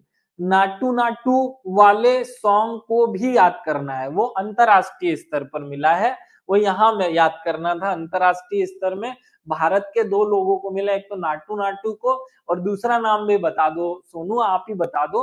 नाटू नाटू गाने को अंतरराष्ट्रीय ऑस्कर अवार्ड मिला है भैया भारत के, वो याद करना। और फिर एक गायक को मिला, उनके नाम, सॉरी निर्देशक को मिला है, वो भी आपको नाम बताने हैं। चलो आगे बढ़ते हैं, हमने दो याद कर लिए, एक तो ऑस्कर अवार्ड याद कर लिए, और हमने दूसरा वाला जो जो भारत का ऑस्कर है, या भारत का जो ऑस्कर जैसा अवार्ड है दादा साहब फाल्के, वो याद कर लिया। अब हम इंडियन स्मार्ट सिटी अवार्ड याद कर रहे हैं। देखो, स्मार्ट सिटी और स्वच्छ भारत अवार्ड में सब कंफ्यूज रहते हैं, आधी दुनिया जो है ना, वो स्वच्छ भारत को घुसेड़ देती है स्मार्ट सिटी में, और स्मार्ट सिटी को घुसेड़ देती है स्वच्छ भारत में। तो कंफ्यूज मत होना, क्यों घुसेड़ देती है, क्योंकि दोनों ही अवार्ड में सूरत और मध्य प्रदेश, सूरत इंदौर, इंदौर सूरत, सूरत इंदौर, इंदौर सूरत, ये बार बार रिपीट होते हैं दोनों में, इसलिए घुसेड़ देते हैं। लेकिन फिर भी बहुत माइन्यूट अंतर है, वो हमें समझना है। राष्ट्रीय स्मार्ट सिटी पुरस्कार किसको मिला, इंदौर को मिला। 2022-23 का, 24 का तो अभी मिला ही नहीं है, तो राष्ट्रीय स्मार्ट सिटी पुरस्कार पुराना हमें याद करना पड़ेगा, जबकि स्वच्छता वाला 24 का मिल गया है। तो स्मार्ट सिटी पुरस्कार किसे मिला, इंदौर को। स्वच्छ भारत भी इंदौर को ही मिला है, लेकिन दो बात अलग अलग है, इनको मिक्स मत करना। राज्य पुरस्कार में पहला पुरस्कार किसको मिला भाई, मध्य प्रदेश को। तो स्मार्ट सिटी पुरस्कार में हम पहले नंबर पर है, मध्य प्रदेश। निर्मित पर्यावरण के लिए कोयम्बटूर को, अर्थव्यवस्था के लिए जबलपुर को, स्वच्छ जल और शहरी पर्यावरण के लिए इंदौर को। इन तीन अवार्ड्स को हमें याद करना है। निर्मित पर्यावरण के लिए कोयम्बटूर, अर्थव्यवस्था के लिए जबलपुर, और स्वच्छ जल और शहरी पर्यावरण के लिए इंदौर को। इनिशिएटिव श्रेणी में मिला सूरत को, लेकिन सूरत याद करोगे तो आपकी सूरत बिगड़ जाएगी, इसलिए अभी सूरत पे फोकस मत करो। अब आओ, आप देखो, ये है इंडियन स्मार्ट सिटी अवार्ड। मैं फिर से बोल रहा हूँ, स्मार्ट सिटी अवार्ड और स्वच्छ भारत अवार्ड में हम कंफ्यूज रहते हैं हमेशा, आप लोग कंफ्यूज करोगे, गलत करोगे। अब मैं करा रहा हूँ स्वच्छ भारत अवार्ड, है ना, स्वच्छता सर्वेक्षण अवार्ड 2023-24। तो पहले तो यहाँ साल में ही डिफरेंस देख लो, ये 22-23 का है जो 23 में मिला, और ये 23-24 का है जो 24 में मिला। स्वच्छ, सबसे स्वच्छ शहर कौन सा, इंदौर मध्य प्रदेश, जो कि लगातार 7वीं बार सबसे स्वच्छ शहर, और दूसरा गुजरात, इंदौर गुजरात जो है उसका सूरत हमें याद रखना है। स्वच्छ राज्य में अब यहाँ देखो, कॉमन बात बहुत ध्यान से समझना, स्मार्ट सिटी में मध्य प्रदेश पहले नंबर पे था, और इस स्वच्छ राज्य में मध्य प्रदेश की जगह कौन आ गया, महाराष्ट्र आ गया है, दूसरे नंबर पर चला गया मध्य प्रदेश, याद रह जाएगा। 1 लाख से अधिक आबादी वाले शहरों में इंदौर प्रथम रहा, सूरत उसके साथ रहा, और नवी मुंबई जो है वो महाराष्ट्र रहा। First fast mover city award Panaji Goa को मिला। बस इतना सा है, थोड़ा सा अवेयर होकर के जब हम इन दोनों के बीच का डिफरेंस देखेंगे तो ये चीज याद हो जाएगी। अब मैं देखो आपको खूब बहुत लंबी देर से खूब सारे अवार्ड याद कराए जा रहा हूँ। पहले मैंने आपको क्या किया, भारत रत्न याद कराया, फिर पद्मश्री याद कराया, पद्म भूषण पद्म विभूषण याद किए हमने, फिर हम चले वहां से थोड़ा अगली स्टेप पे नोबेल पुरस्कार याद किए, फिर खुले अवार्ड एक एक लाइन वाले याद कराए, फिर मैंने आपको क्या याद कराया, स्वच्छता सर्वेक्षण वाले अवार्ड और स्मार्ट सिटी अवार्ड, फिर हमने नोबेल ऑस्कर और दादा साहब फाल्के भी याद कर लिया। अब आगे बढ़ जाते हैं, गांधी शांति पुरस्कार, 5-6 पुरस्कार और बता करके इस पुरस्कार की पिक्चर को समाप्त करूंगा, फिर नए चैप्टर पे चलते हैं। देखो, गांधी शांति पुरस्कार है ना, गांधी शांति पुरस्कार 1995 में भारत सरकार द्वारा शुरू किया गया था। इसके पुरस्कार की राशि 1 करोड़ है, और विजेता है गीता प्रेस गोरखपुर। कौन है ये गीता प्रेस गोरखपुर, एक संस्था जो रामायण महाभारत हमारी हनुमान चालीसा इनकी प्रतियां छापती है, गीता प्रेस गोरखपुर है।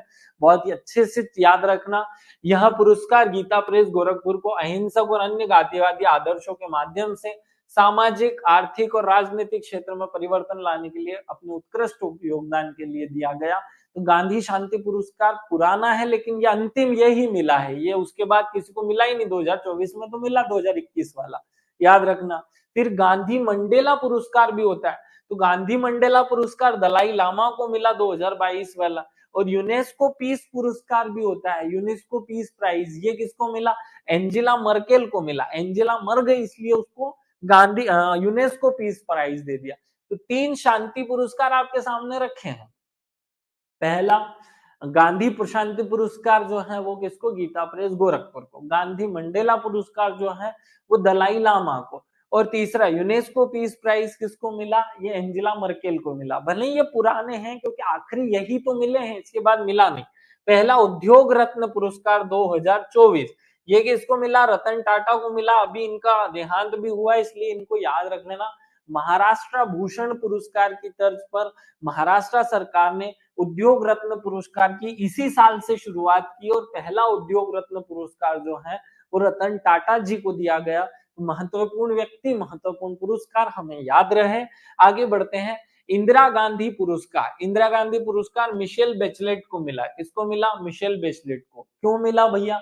ये चिली के पूर्व राष्ट्रपति हैं और मानव अधिकार कार्यकर्ता है।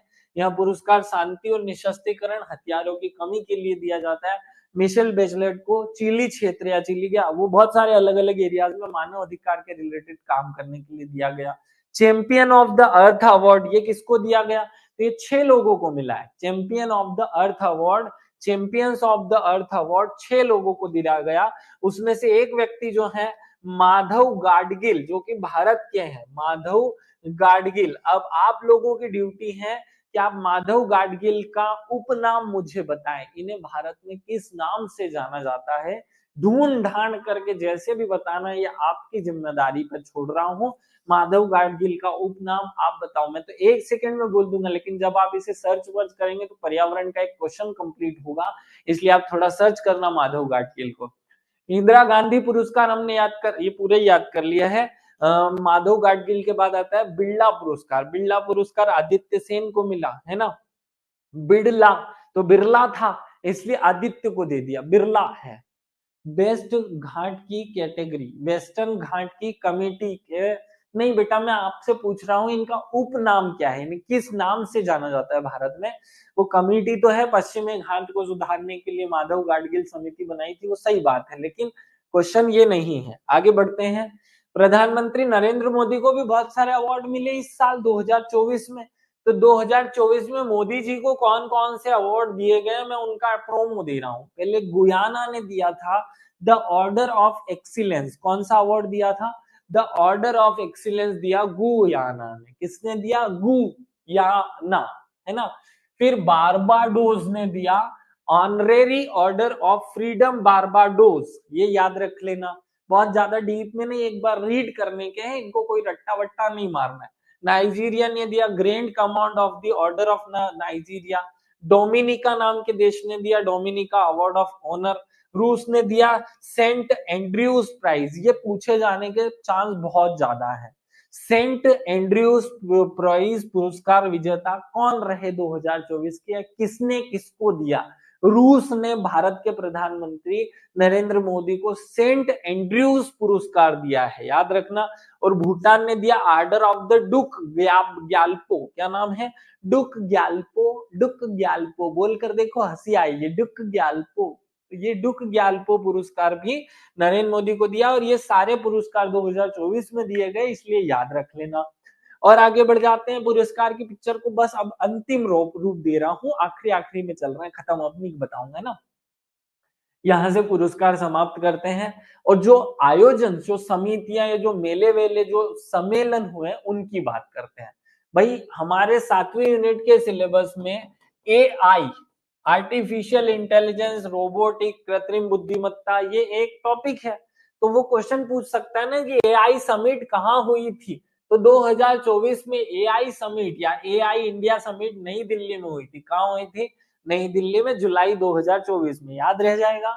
अगला युवा संसद, जो छोटे छोटे बच्चे होते हैं ना, उनकी एक संसद सम्मेलन होता है हर साल, वो भी यहाँ होगा नई दिल्ली में, और उसका विजेता नाम याद रख लेना, यतीन भास्कर। याद रखना हो तो ठीक है, नहीं भी रखोगे तो यकीन नहीं होता उस भास्कर पे। यकीन भास्कर दुग्गल, क्योंकि दोगला है वो। यकीन नहीं होता उस भास्कर पे, यकीन नहीं होता उस भास्कर पे, क्योंकि दोगला है तो दुग्गल है, याद हो जाएगा। आगे बढ़ते हैं। 27वां ई गवर्नेंस, तो क्योंकि हमारे यूनिट 7 में ई गवर्नेंस भी है भाई सिलेबस में, इसलिए ई गवर्नेंस सम्मेलन कहाँ हुआ ये याद होना ही चाहिए। तो हमारा जियो वर्ल्ड कन्वेंशन सेंटर है मुंबई महाराष्ट्र में, है ना, वहां पर हुआ। और उसका थीम हमने रखा विकसित भारत सुरक्षित और स्थायी ई गवर्नेंस सेवा प्रदान करना। सुरक्षित और विकसित भारत, सुरक्षित भारत, विकसित भारत, ई गवर्नेंस सेवा प्रदान करना, ये उसका थीम रखा गया दिमाग में। हाँ सॉरी, मैंने 7वीं यूनिट बोल दिया, ये 9वीं यूनिट में है ना, दोनों के दोनों ही टॉपिक 9वीं यूनिट में, मैंने 7वीं बोल दिया, ठीक है, मुझे माफ किया जाए, इसको 7वीं से चेंज करके 9वीं में भेजा जाए, है ना। तो 7वीं की बजाय ये 9वीं में है, लेकिन दोनों याद होने चाहिए। अगला पर्यावरण वाला है 7वीं में। हमारे जो 7वीं यूनिट है उसमें पर्यावरण का बहुत सारा पॉइंट दिया हुआ है, तो वहां पर आता है ग्रीन पुरस्कार। अंतरराष्ट्रीय ग्रीन हाइड्रोजन सम्मेलन कहाँ आयोजित किया गया? तो अंतरराष्ट्रीय ग्रीन हाइड्रोजन सम्मेलन जो है वो नई दिल्ली में आयोजित किया गया है। याद एक बार नहीं हो मतलब एक बार हम अपने दिमाग के सामने से निकाल देंगे ना, तो फिर परीक्षा में आएगा, डरेंगे नहीं नई दिल्ली लगाने से। वैसे तो आप सब लोगों की आदत है कि जहां हमें कुछ याद नहीं होता नई दिल्ली चिपकाते हैं, लेकिन फिर भी डर नहीं लगेगा इसको लगाने में, एक बार रीड कर लोगे तो रीड कर लिया। वैश्विक नवीकरणीय ऊर्जा और निवेशक बैठक और प्रदर्शनी, ये कहाँ हुई? गांधीनगर गुजरात में। अब छठी यूनिट का टॉपिक है, मध्य प्रदेश के भूगोल में भी है, भारत के भूगोल में भी है, ऊर्जा। तो ये जो नवीकरणीय ऊर्जा है उसके लिए हमने गांधीनगर गुजरात में नया समिट किया है, निवेशक बैठक हुई, ऊर्जा निवेशक बैठक और प्रदर्शनी लगाई थी। पहला राष्ट्रीय जल संरक्षण शिखर सम्मेलन, जल संरक्षण शिखर सम्मेलन नई दिल्ली में हुआ था। राष्ट्रीय युवा महोत्सव हुबली कर्नाटक में। तो उबले हुए हैं युवा, तो कैसे हैं? बहुत उबले हुए हैं, उबले हुए हैं, उबल रहे हैं। युवा को बेरोजगारी के कारण क्या हो रहा है? उबला हुआ है, गुस्सा उसमें बेरोजगारी के चक्कर में ना। तो हुबली कर्नाटक में राष्ट्रीय युवा सम्मेलन हुआ, युवा महोत्सव हुआ था, याद रख लेना। अगला राजभाषा सम्मेलन, तो भारतीय राजभाषा सम्मेलन भी नई दिल्ली में हुआ था। अगले अगले पॉइंट पे चलते हैं। पहला बौद्धिक शिखर सम्मेलन, बुद्धि से रिलेटेड सारे लोग दिल्ली में रहते हैं, तो बौद्धिक शिखर सम्मेलन दिल्ली में हुआ। भारतीय विज्ञान कांग्रेस, ये याद रख लेना, जालंधर पंजाब में हुआ। तो याद रखना भारतीय विज्ञान कांग्रेस है, कांग्रेस की जब बात आ जाती है तो एक पंजाब चले आते हैं, पंजाब जालंधर, है ना। अगला वर्ल्ड हाइड्रोजन समिट, ये 7वीं यूनिट वाला आया, हाइड्रोजन समिट, ये नीदरलैंड में हुआ था, याद रखना। विश्व हाइड्रोजन समिट, जहां भारत भी एक पक्षकार था, इसलिए याद रख लेना। अगला नौवा भारतीय अंतरराष्ट्रीय विज्ञान महोत्सव, ये हरियाणा में आयोजित किया गया था, हरियाणा फरीदाबाद में, इसलिए काम का है, याद रख लेना। G77, G20 तो आपको याद रहता है, G20 तो रियो में हुआ था, है ना, लेकिन हमें याद रखना है G77 ये युगांडा में हुआ। कहाँ हुआ? युगांडा में। तो बस ज्यादा बहुत सारे नहीं बताऊंगा, 2-4 और बता लो। रायसीना संवाद, रायसीना संवाद नई दिल्ली में हुआ। हिंदी सम्मेलन फिजी में हुआ।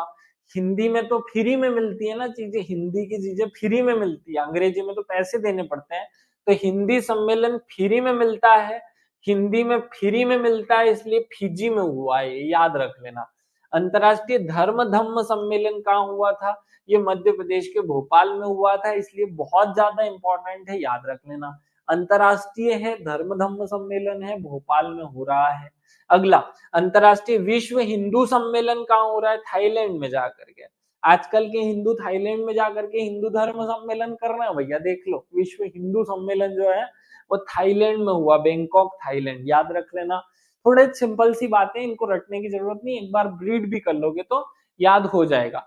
अब ये पॉइंट भी खत्म करते हैं समिट वमिट वाला। अगला वाला पॉइंट आते हैं बाघ जनगणना। भाई भारत में हुई थी ना बाघों की जनगणना, तो बस उसे थोड़ा सा एक बार रिवाइज करा लेता हूँ।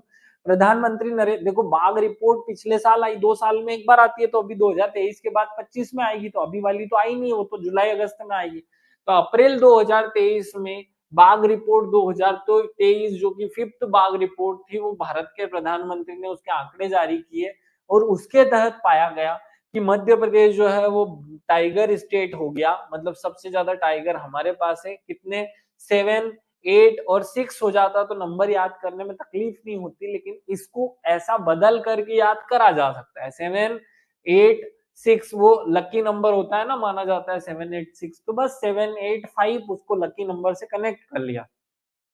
टाइगर स्टेट का दर्जा मिला मध्य प्रदेश को। बाघों की जनसंख्या पिछले 4 वर्षों में 6-7% बढ़ी है। कितने? 6.7% बढ़ी है, याद रख लेना। पिछले 4 वर्षों में बाघों की संख्या 6-7% बढ़ गई। एलियो एलियो कॉपर गाइडेल माधव गाडगिल। नहीं बच्चा, ये नहीं पूछ रहा हूँ, थोड़ा अच्छा नाम बताओ। चलो आगे, साहित्य अकेडमी पुरस्कार जो है वो एक खास पुरस्कार होता है। थोड़ा सा बेसिक इसके बारे में याद कर लो। 1954 में इसकी शुरुआत हुई थी। 24 भाषाओं में, 24 जो कि 8वीं अनुसूची की 22 भाषाएं हैं उनमें, और साथ साथ राजस्थानी और अंग्रेजी, इन 2 भाषाओं को और जोड़ दो तो उनके जो लोग होते हैं, जो लेखक होते हैं, उनको साहित्य पुरस्कार, साहित्य अकेडमी पुरस्कार हर साल दिया जाता है। 2023 का जो पुरस्कार है वो 2024 में मिला था। पुरस्कार राशि 1 लाख रुपए होती है। आप केवल हिंदी वाला याद कर लो, बाकी सारे छोड़ दो। हिंदी का जो साहित्य अकेडमी पुरस्कार है वो गगन गिल को मिला। किसको मिला? गगन गिल को। उनकी किताब है मैं जब तक आई बाहर, किताब है, उनकी कविता है मैं जब तक आई बाहर वो जा चुका था। किसी, मैं जब तक आई बाहर वो जा चुका था। इनकी किताब है गगन, वो चला गया, गगन में चला गया था। मैं जब तक आई बाहर वो गगन में चला गया। तो वो गगन गिल ने लिखी किताब सही है क्या सर? नहीं बच्चा, मुझे एक सिंपल वाला उनका उपनाम सुनना है। जैसे मैं उदाहरण देता हूँ, राजेंद्र सिंह को हम जल पुरुष कहते हैं, है ना। सलीम अली को हम बर्डमैन ऑफ इंडिया, पक्षी पुरुष कहते हैं। वैसा एक उपनाम मैं आपसे माधव गाडगिल का पूछ रहा हूँ। तो आपको हिंदी वाले जो है कवि साहित्य अकेडमी पुरस्कार नाम याद रखना है। गगन गिल ने किताब लिखी, कविता लिखी, मैं जब तक आई वो चली गया, है ना। चलो आगे बढ़ो, नेक्स्ट पॉइंट पे चलो। बहुत सारे चक्रवात आते हैं, चले जाते हैं, हमें उनको याद करना है। ये जो ऊपर वाले ये दिख रहे हैं ये 2024 के चक्रवात हैं, ये दिख रहा है ये 2023 के चक्रवात है। आपको सारे के सारे याद करने, क्योंकि एग्जामिनर भी होशियार चंद बंद करके पुराने पूछ लेता है। तो याद रखो दाना, जब हम पक्षी को दाना डालते हैं तो वो उड़ जाता है। क्या करता है? जब हम पक्षी को दाना डालते हैं तो वो उड़ जाता है। तो दाना नाम का जो चक्रवात है वो कहाँ आया था? ओडिशा में आया था।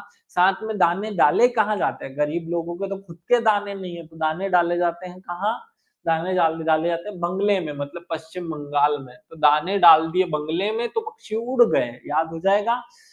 गिटार में, चलो आगे बढ़ो, ये पॉइंट याद हो जाएगा। दाने डाल दिए तो पक्षी उड़ गया बंगले में, है ना, बंगले में उड़ के चला गया। अगला, डेबी। डेबी जो है वो यूएसए में आया था, है ना, यूएसए। तो डेडी को, डेबी को डेडी कर दो। हम अंग्रेजी में पापा को बोलते हैं डेडी, तो डेडी जो है ये डेडी, डेडी कहाँ आया? अमेरिका में, क्योंकि भाई डेडी तो जो है वो अंग्रेजी में आते हैं ना, तो अंग्रेजी मतलब अंग्रेजों के यहाँ, अमेरिका में। ठीक है। अगला, हेलेना। हेलेना जो है उसी के तो डैडी थे। ये हेलेना, ये तो है अमेरिका। मैंने हेलेना से शादी कर ली है, शादी को इंग्लिश में बोलते हैं मेरी, तो अमेरिका। तो हेलेना से शादी कर लो, अमेरिका पहुंच जाओगे, याद हो जाएगा। अगला, असना। असना, असना आया कच्छ के ऋण में, तो हंसना मत, कच्छ का कच्छा जो है उसको ठीक करना। असना, असने को बोलो असना, असना नहीं कच्छा। अच्छा, कच्छा, हंसना। कच्छा, कच्छा शब्द सुनते ही हंसी आ गई होगी आप लोगों को। तो हंसना, असना, ये असने से हंसना, असना और हंसना। हंसना नहीं, कच्छ के क्षेत्र में या सौराष्ट्र में इसका प्रभावित क्षेत्र है, याद हो जाएगा। पाकिस्तान ने नाम रखा, अरे बेटा जी अभी किसने नाम रखा ये याद मत करो, अभी ये हंसना हंसना याद करो, कहाँ प्रभावित क्षेत्र था, क्योंकि ये ज्यादा इंपॉर्टेंट है। नेक्स्ट चैप्टर में वो भी याद कर लेंगे। अगला वाला, हामून। हामून जो है, हामून, हनीमून, देखो हामून, फोकस करो, हामून। हामून तो हनीमून बोलने में क्या दिक्कत है? हनीमून कहाँ आया? बंगले में आया। भाई हनीमून कहाँ मनाओगे? बंगले में मनाओगे। तो हनीमून कहाँ आया? बंगल में। Beeper Joy, beeper Joy, beeper Joy मतलब बिखर जाए, तो रात में अपने बाल बिखर जाए। भाई रात में तो जो बीपर जॉय है ना, बिखर जाए। बीपर जॉय को बीपर जॉय मत बोलो, क्या बोलो? बिखर जाए, हमारे जो बाल है वो बिखर जाए, है ना। तो बिखर जाए कब? रात में, है ना। हमारे बाल रात में बिखर जाए, हम दिन में तो ऐसे ऐसे जमा जमा करके रख लेते हैं। क्यों दिव्या, आपके बाल घुंघराले भी है ना, तो आपके बाल भी बिखर जाते होंगे। तो वो सबके बाल घुंघराले है ना, तो जो बाल है वो रात में बिखर जाए, हमारे बाल रात में, तो महारे महारे महारे बाल रात में बिखर जाए, रात में बिखर जाए। तो बिखर जाए से हो गया बिपरजॉय। बिपरजॉय कहाँ? तो रात में से गुजरात, और महारे मतलब महाराष्ट्र, तो महारा रात में, है ना, याद हो जाएगा। बहुत बिखरते हैं, वेरी गुड। चलो मैंने सही, तुक्का भी मारो तो सही निकलता है ना। चलो, सबके बाल बिखरते हैं, तुक्का के एक अवेयरनेस है। मोचा, मोचा कहाँ आया? म्यांमार में, बांग्लादेश और भारत, इन 3 देशों में आ गया। तो मोचा, मोचा जो है, देखो किसी को मारा, किसी को मारा तो उस पर पड़ गया मोचा। ये मारा किसी को, उसके बगल में मारा, किसी बगल वाले को मारा, तो बगल वाले को किसी को मारा तो उसमें पड़ गया मोचा। याद रख लेना, मोचा कहाँ आया? बांग्लादेश, भारत और म्यांमार में, याद रह जाएगा। मेडूसा, नाम क्या है? मेडूसा, तमिलनाडु और आंध्र प्रदेश, है ना। देखो, मैं अपना डोसा है ना आधा भी नहीं दूंगा, आधा भी तुझे नहीं दूंगा, मैं अपना डोसा, डोसा ये लिखा है ना, मैं डोसा, मैं डोसा मत पढ़ो, मेरा डोसा पढ़ो। डोसा रहता है ना, इडली डोसा वाला डोसा, तो मैं डोसा है ना, मैं डोसा आधा भी नहीं दूंगा तुझे। तुझे मतलब तमिलनाडु, तो आधा मतलब आंध्र प्रदेश, और तुझे मतलब तमिलनाडु। याद हो जाएगा।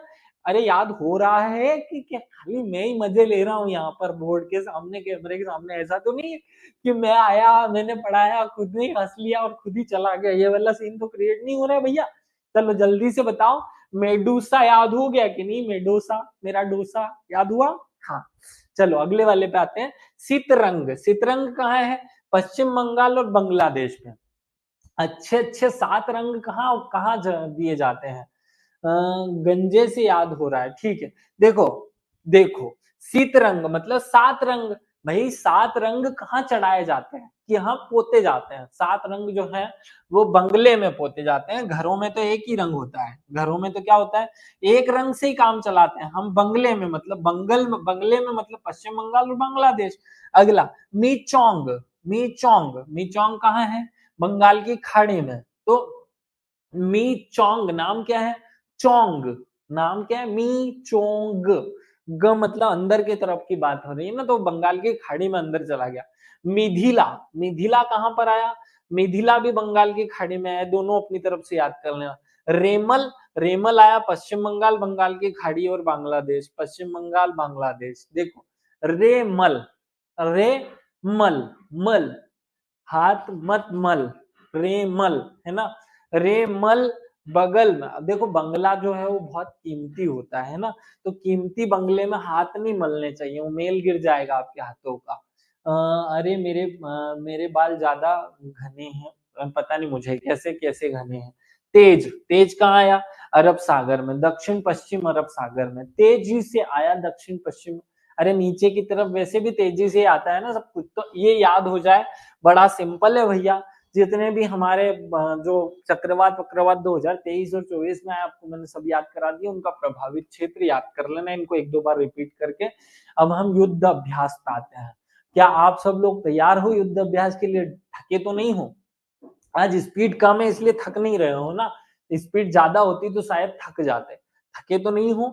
अगर नहीं थके हो तो आगे बढ़ते हैं, थक गए हो तो रुक जाएंगे, कोई दिक्कत नहीं, और थोड़ा सा एक और लेक्चर बना लेंगे, क्या दिक्कत है। अगले वाले पे चलें, युद्ध अभ्यास याद करो।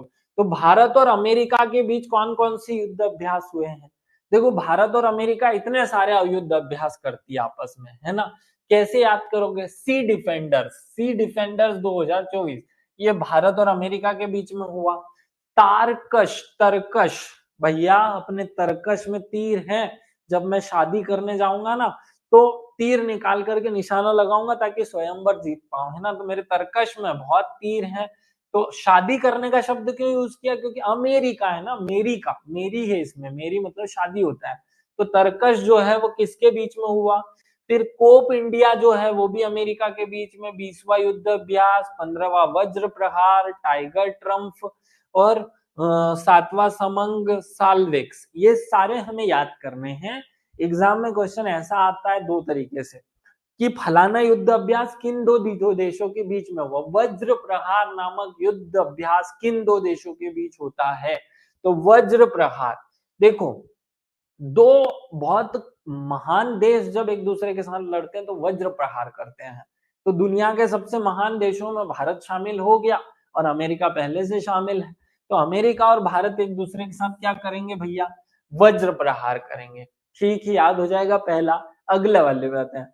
आपको पता है भारत के मोदी जी को पूरी दुनिया में कहा जाता है टाइगर, और अमेरिका के वर्तमान जो प्रेसिडेंट है वो ट्रम्प है ना। तो ये ट्रम्प और हमारा टाइगर, टाइगर और ट्रम्प दोनों मिलकर के एक्सरसाइज कर रहे हैं, टाइगर ट्रम्प, तो याद रह जाएगा है ना। भले ही जो पुराना है लेकिन हमें याद रखना है।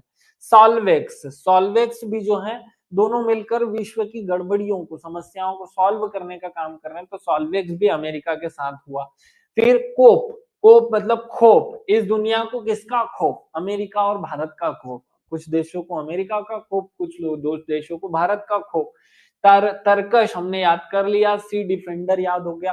तो भारत और अमेरिका के बीच जो युद्ध अभ्यास है वो ये हैं। उनके मैंने 2-3 साल के सब ले लिए क्योंकि एग्जामिनर यहाँ क्या करता है, नया नहीं पूछता है, वो पुराना पूछ लेता है, इसलिए आपको ये याद होने चाहिए। सिंपल से है, याद कर लेना। मैंने इस बार इसको बनाने का सिस्टम ही इस तरीके से रखा, चाहते तो मैं केवल एक युद्ध अभ्यास लिखता और यहाँ देशों के नाम लिख देते, इतनी टेबल में भी काम हो जाता, लेकिन नहीं, इस बार थोड़ा अलग करा। इसको याद रखना ध्यान से, इसको आप खुद लोग अपनी तरफ से पढ़ना, याद हो जाएगा। भारत और फ्रांस के बीच में होता है वरुण, वरुण नाम का युद्ध अभ्यास किन दो देशों के बीच होता है, तो भारत और फ्रांस के बीच में, है ना। देखो जब हम कहीं फंस जाते हैं, है ना, तो हम क्या करते हैं, हम वर मांग लेते हैं। जैसे केकई, वो फंस गई थी तो उसने दशरथ से, राजा दशरथ से क्या मांग लिया, वर मांग लिया। तो वरुण जो है ये फंस गए थे। हम कहीं पे भी फंस जाते हैं तो वैसे भी कोई लड़की फंस जाएगी तो वो अपने वर को बुला लेती है ना, तो वर को बुला लेती है, वरुण हो जाता है, वरुण जो है। अगला फ्रिंजेक्स, नाम में ही देखो क्या लिखा हुआ है, फ्री और एनजेक्स, फ्रिंजेक्स। अब इसको मैं फुल फॉर्म में बदलता हूं। एफ आर मतलब होता है फ्रांस, आई एन मतलब होता है इंडिया, जे मतलब होता है ज्वाइंट, और ई एक्स मतलब होता है एक्सरसाइज। तो देखो क्या लिखा है, फ्रांस इंडिया ज्वाइंट एक्सरसाइज। ये फ्रिंजेक्स किन दो देशों के बीच होता होगा, फ्रांस के बीच में होता होगा। अब जब हम कहीं पे फंस जाते हैं तो अपनी शक्तियां याद करते हैं कि मेरी शक्ति क्या है। तो शक्ति जो है वो भी फंस जाने पर याद आती है, इसलिए शक्ति जो है वो फंसने पर याद आएगी। अब यहाँ वरुण था, यहाँ गरुड़ है, तो गरुड़ और वरुण दोनों हमें फ्रांस में याद करने हैं। वरुण देव को और गरुड़ देव को देखो, जब राम भगवान को वो शक्ति लगी और वो सांप ने घेर लिया था तो वरुण देव गरुड़ देव को याद किया है ना। तो गरुड़ देव वरुण देव याद आते हैं फंसने पर, याद आ जाएगा आपको। तो फ्रांस और भारत के बीच हुए युद्ध अभ्यास आपको याद हो जाएंगे। अगला भारत और जापान के बीच में हुआ जी मैक्स, क्या नाम है, जी मैक्स। देखो क्या नाम लिखा हुआ है, जापान इंडिया मेरीटाइम एक्सरसाइज, मतलब जापान और इंडिया के बीच होने वाली एक्सरसाइज, बहुउद्देशीय एक्सरसाइज, जी मैक्स नाम दे दिया। ये जी मैक्स ऐसे लिखते हैं, जापान इंडिया मेरीटाइम एक्सरसाइज इसको कहा जाता है। तो ये रटने की जरूरत नहीं, उसका फुल फॉर्म याद कर लिया तो याद हो जाएगा। वीरा गार्जियन, क्या नाम है, वीरा गार्जियन। तो वीर गार्जियन जो है वो एक्सरसाइज किन दो देशों के बीच में होता है, तो वीर है, जो वीर है वो पान खाते हैं, तो जापान के और भारत के बीच। तो भारत तो एक पक्ष रहेगा ही, हम दूसरा क्यों याद करेंगे। शिन्यू मैत्री, शिन्यू मैत्री तो नाम से ही, शिंजो आबे के साथ हमने कर ली दोस्ती, तो ये शिंजो आबे के साथ कर ली दोस्ती, तो शिन्यू मैत्री मिल गया। शिन्यू मैत्री युद्ध अभ्यास किन दो देशों के बीच में, भारत जापान के बीच में। पांचवा धर्म संरक्षक अभ्यास, पांचवा धर्म संरक्षक, देखो जा तू अपने धर्म की रक्षा कर, जा तू अपने धर्म की रक्षा कर। तो जा तू अपने धर्म की रक्षा कर से ज से जापान हो गया, और धर्म की रक्षा भारत करता है तो भारत हो गया। तो भारत जापान के बीच धर्म रक्षा। काईजिन, काईजिन ये याद रखना, काईजिन, ये काईजिन जो नाम का एक्सरसाइज है वो जापान में। देखो जापान, जो लोग पान खाते हैं ना उनके होठों पर यहाँ काई जम जाती है ना, तो काईजिन कौन कहाँ पर याद आएगा, पान के साथ याद आएगा। तो जापान और भारत के बीच होता है काईजिन अभ्यास, याद हो जाएगा। 4 5 7 अभ्यास और याद हो गए। अगले वाले पे चलते हैं। भारत और ऑस्ट्रेलिया के बीच में आता है डेजर्ट ईगल। क्या नाम, कौन सा अभ्यास होता है? Desert eagle. ये डेजर्ट ईगल 2016 में हुआ था, लेकिन वापस से होना है इसलिए मैं आपके सामने रखा हूं। डेजर्ट ईगल किसके बीच में हुआ? भारत और जापान के, सॉरी, भारत और ऑस्ट्रेलिया के बीच में। तो देखो ऑस्ट्रेलिया जो देश है ना, वहां पर डेजर्ट नहीं है, इसलिए वो डेजर्ट ईगल जो है भारत के साथ हुआ। Third Australia 24, fifth Australia 23। Pitch black, ये याद कर लो, ये तो याद करने की जरूरत ही नहीं है। पिच ब्लेक, पिच ब्लेक जो है, पिच ब्लेक, काले, पिच, पिच मतलब पिच कलर होता है, पिच और ब्लैक ये कहाँ पाए जाते हैं? ऑस्ट्रेलिया में। तो ऑस्ट्रेलिया में होते हैं कंगारू। कंगारू का रंग कैसा होता है? पिच ब्लैक होता है, याद कर लो। ऑस्ट्रेलिया में क्या पाए जाते हैं? कंगारू, और कंगारू का कलर कैसा? Pitch black. याद हो जाएगा। पिच ब्लैक युद्धाभ्यास किन देशों के बीच में हुआ? भारत और ऑस्ट्रेलिया के बीच में। अगला, भारत और सिंगापुर के बीच, सिम्बेक्स। देखो इसका फुल फॉर्म पढ़ो। सिम्बेक्स क्या होता है? SIMBEX। एस से हो गया सिंगापुर, आई से हो गया इंडिया, मेरी टाइम, बी मतलब कि बेसिक एक्सरसाइज, मेरी टाइम बेसिक एक्सरसाइज, ये हो गया सिंगापुर और भारत के बीच में। अग्निवीर, देखो अग्निवीर एक्सरसाइज हम किसके साथ करते हैं? तो सिंगापुर के साथ करते हैं। किसके साथ? सिंगापुर के साथ। कैसे याद करोगे? अग्नि, अग्नि मतलब देखो, जैसे आपने वो मूवी देखी होगी ना, कौन सी मूवी? बाहुबली। उसमें वो बेल के सींग पर आग लगा करके उनको भेज देते हैं, तो ऐसा लगता है कि वो आई है ना, तो ये बेल के सींग पर क्या लगा देते हैं? आग लगा देते हैं। सींग होता है ना, बेल के सींग पर आग लगा दी, तो आग कहाँ लगाई जाती है? सींग पर, और उस पर बैठ जाता है वीर, अग्निवीर हो जाता है। अगला 13वां, बोल्ड कुरुक्षेत्र। क्या नाम है? बोल्ड कुरुक्षेत्र। देखो सिंह किसी में पुरा दिया तो आदमी बोल्ड हो जाता है ना। वो कुरुक्षेत्र की जो लड़ाई थी उसमें मैंने किसी के ऊपर सिंह पुरा दिया, तो सिंह पुरा दिया था कुरुक्षेत्र में, ऐसे भी कनेक्ट कर सकते हैं, याद हो जाए हमको। सारे युद्ध अभ्यास याद हो गए। एक दो यार और कर लेते हैं। नेपाल। अब देखो भारत में सूर्य की किरण कहाँ से आती है? अगर नक्शा मैं बना दूं भारत का, तो भारत में सूर्य जो है वो कहाँ से उगता होगा? यहाँ से उगता होगा। तो भारत में यहाँ से नेपाल पे जाएगी सूर्य की किरण, और वहां से भारत में आएगी ना। ये यहाँ सूर्य है, ये जो सूर्य है यहाँ की किरण कैसे आएगी भारत में? पहले नेपाल से होते हुए आएगी। तो सूर्य किरण नाम का जो अभ्यास है वो नेपाल में हुआ था, याद रखना। अगला, भारत और बांग्लादेश के बीच में एक संप्रीति नाम का युद्ध अभ्यास होता है। हर साल होते हैं ये युद्ध अभ्यास, है ना। संप्रीति, देखो जो बंगले में रहती है प्रीति, उसके साथ मुझे है प्रीति, है ना। मैंने क्या बोल दिया, समझ आया आप लोगों को? बंगले में जो रहती है प्रीति, तो उसके साथ है मुझे प्रीति, तो बंगले वाली प्रीति को ढूंढ लिया। फिर एस बोंगो सागर। क्या नाम है? बोंगो सागर। बोंगो सागर हमारे बगल में है, तो बोंगो सागर हमारे कहाँ है? बगल में है। वैसे भी प्रीति हमारे बगल में रहती है ना। कारपेट, फिफ्थ कारपेट, कारपेट बिछा दो, बंगले वाले अपने यहाँ कारपेट बिछा देते हैं। भाई हम लोग तो घर में कुछ नहीं बिछाते, बंगले वाले अपने घर में कारपेट बिछाते। तो कारपेट नाम का युद्ध अभ्यास किसके साथ होगा? बांग्लादेश के साथ होगा, याद हो जाएगा। अगला, भारत और यूके के बीच में होंगे 3 अभ्यास, अजय वॉरियर, कोंकण और इंद्रधनुष। अब बताओ, इंद्रधनुष बना, है ना, तो यूं बना, वो तो यूं बना। भाई इंद्रधनुष कैसे बनता है? यूं बनता है ना, यूं बनता होगा, ऐसे ऐसे टेढ़ा मेढ़ा, यूं बना। तो यू के हो गया, यू के, ये ना यू ही के बन गया, है ना। ठीक है, इंद्रधनुष। फिर कोंकण। अब इस इंद्रधनुष को मार दो कंकड़, क्या मार दो? कंकड़। तो कंकड़ और इंद्रधनुष दोनों साथ में जाएंगे। अजय वॉरियर, देखो अंग्रेजों के साथ हम जो भी युद्ध अभ्यास करते हैं उसमें अजय विजय होने के लिए करते हैं, अजय विजय होने के लिए, तो अजय वॉरियर बन जाता है। याद रखना, अंग्रेजों के साथ होता है, अंग्रेज थे इंग्लैंड के। भारत और चीन के साथ के बीच में होता है युद्ध अभ्यास हैंड इन हैंड। क्या होता है? हाथ हाथ में, है ना। हम चीन के साथ अस्त्र शस्त्र वाला नहीं करते, हाथ हाथ वाला करते हैं। भारत और मिस्र के बीच में हुआ अभ्यास साइक्लोन 2। क्या नाम है? अभ्यास साइक्लोन 2। अफ्रीका के साथ हुआ एफ इंडेक्स। ये देखो एफ इंडेक्स का फुल फॉर्म, एफ इंडेक्स, है ना। Africa India desert exercise, Africa India desert exercise. फिर श्रीलंका के साथ स्लीनेक्स होता है, तो स्लीनेक्स का फुल फॉर्म पढ़ लो एक बार, श्रीलंका, SL मतलब श्रीलंका, IN मतलब इंडिया, श्रीलंका इंडिया एक्सरसाइज।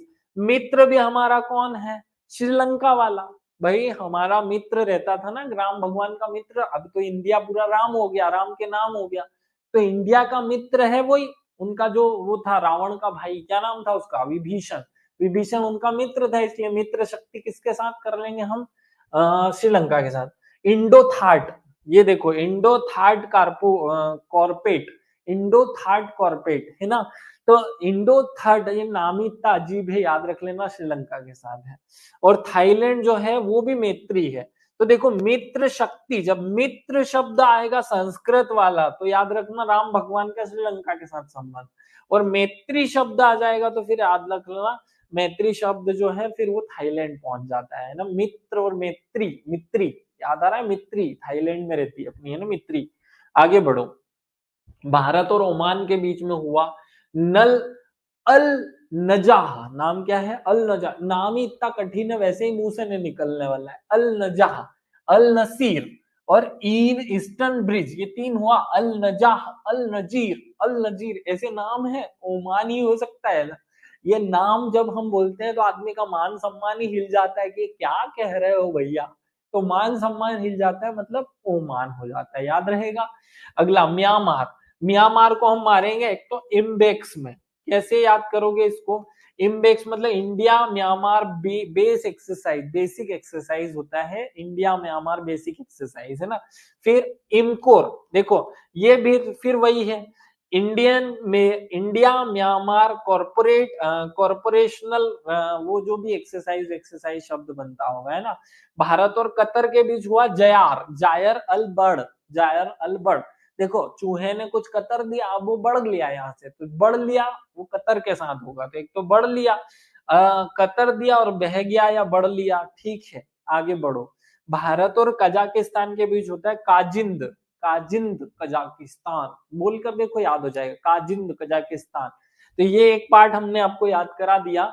अब आप बाकी का जो है वो मूल जो हिस्सा है हमारे सिलेबस का, उस पर एक और पॉइंट पर आते हैं, सूचकांक याद करते हैं। बहुत सारे सूचकांक याद करने हैं। इतने एक्सरसाइज क्यों करते हैं? इसलिए करते हैं कि भारत को समृद्ध बनाया जा सके युद्ध शक्ति से, इसलिए करते हैं करना। चलो बहुत सारे सूचकांक याद करने हैं, 2 सेकेंड के लिए यहीं रुक जाओ और फिर शुरू करते हैं सूचकांक। देखो बड़ा सिंपल है सूचकांक याद करना। सारे सूचकांक 2024, 25, 23 वाले याद करेंगे। 23 वाले तो एक आधा ही होगा, 2-3 ही होंगे, ज्यादातर हमें 24-25 पर फोकस करना है। 23 के भी हैं 4-5 याद करने पड़ेंगे, जो 24 में आया ही नहीं उनको 23 का याद करना पड़ेगा। तो अब देखो पहला पासपोर्ट सूचकांक है हेनले पासपोर्ट सूचकांक। क्या नाम है? पासपोर्ट। तो देखो पासपोर्ट बना देने में हमें 50-50 देते हैं, क्या कर देते हैं? 50-50 देते हैं, 50 देते हैं, 85-85 याद हो जाएगा। तो भारत का कौन सा स्थान है? ये लिखा है भारत का स्थान, भारत का स्थान। और ये लिखा है कौन उस पासपोर्ट उस सूचकांक को बनाता है, बनाने वाले संस्था का नाम। बनाने वाला तो ऊपर वाला है, लेकिन फिर भी यहाँ कोई सूचकांक कोई और बना रहा है।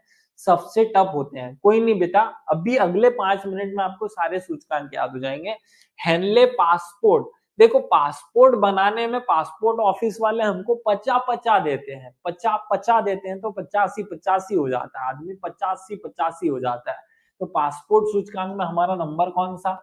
85। याद हो जाएगा कि ये एक चीज नहीं होगा क्या? टफ है क्या? बिल्कुल टफ नहीं है। अगला वैश्विक जलवायु परिवर्तन। तो देखो जलवायु परिवर्तन को अब हमने रोक दिया है, तो हमने उसको क्या कर दिया? बस बस अब रुक जा, जलवायु परिवर्तन अब तू बस कर, अब हम आगे नहीं बढ़ने देंगे तुझे। तो अब तू बस कर मतलब तू 10 कर, है ना। 10 और बस एक जैसी फील है, तो बस कर तू 10 कर, 10 कर तू बस कर, ऐसा। जलवायु परिवर्तन अब तू बस कर, बस कर मतलब 10 कर। याद हुआ जलवायु परिवर्तन में हमारा कौन सा स्थान? 10वां। याद हो गया। अगला global innovation index. Innovation index को हिंदी में नवाचार सूचकांक भी कहते हैं, है ना। तो इनोवेशन जो है वो हो गया 39। कैसे हो गया? देखो पिछले साल हमने 40 अचार खाए थे, 90 अचार। जब घर पे नए नए अचार बनते हैं ना तो सब 40 अचार खाते हैं।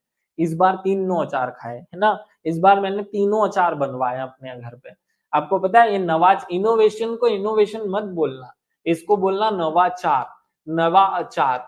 अरे अभी थोड़े दिन बाद में अचार डालने का सीजन आएगा ना, तो हमारे यहाँ आम का अचार डलेगा, आंवले का अचार डलेगा और नींबू का अचार डलेगा, मतलब तीनों अचार हमारे यहाँ डलेंगे। तो अब देखो तीनों अचार डलेंगे मतलब तीनों अचार डलेंगे, है ना, तो तीनों नंबर पे अपन नवाचार में आ जाएंगे। दिव्या क्या आपको ये याद हुआ इनोवेशन या नवाचार इंडेक्स जो है उसमें हमारा 39 स्थान है? हाँ बोलो हाँ कि ना, ना तो फिर याद कराऊंगा, हाँ बोलोगे तो आगे बढ़ेंगे। जल्दी से बताओ। दिव्या तुमने ही बोला था कि टफ है इसलिए तुमसे पूछ रहा हूँ, क्या बाकी सब लोगों को ये पॉइंट याद हो रहा है कि मैं अकेला हूँ कर रहा हूँ? जल्दी से बताओ, याद हो रहा है?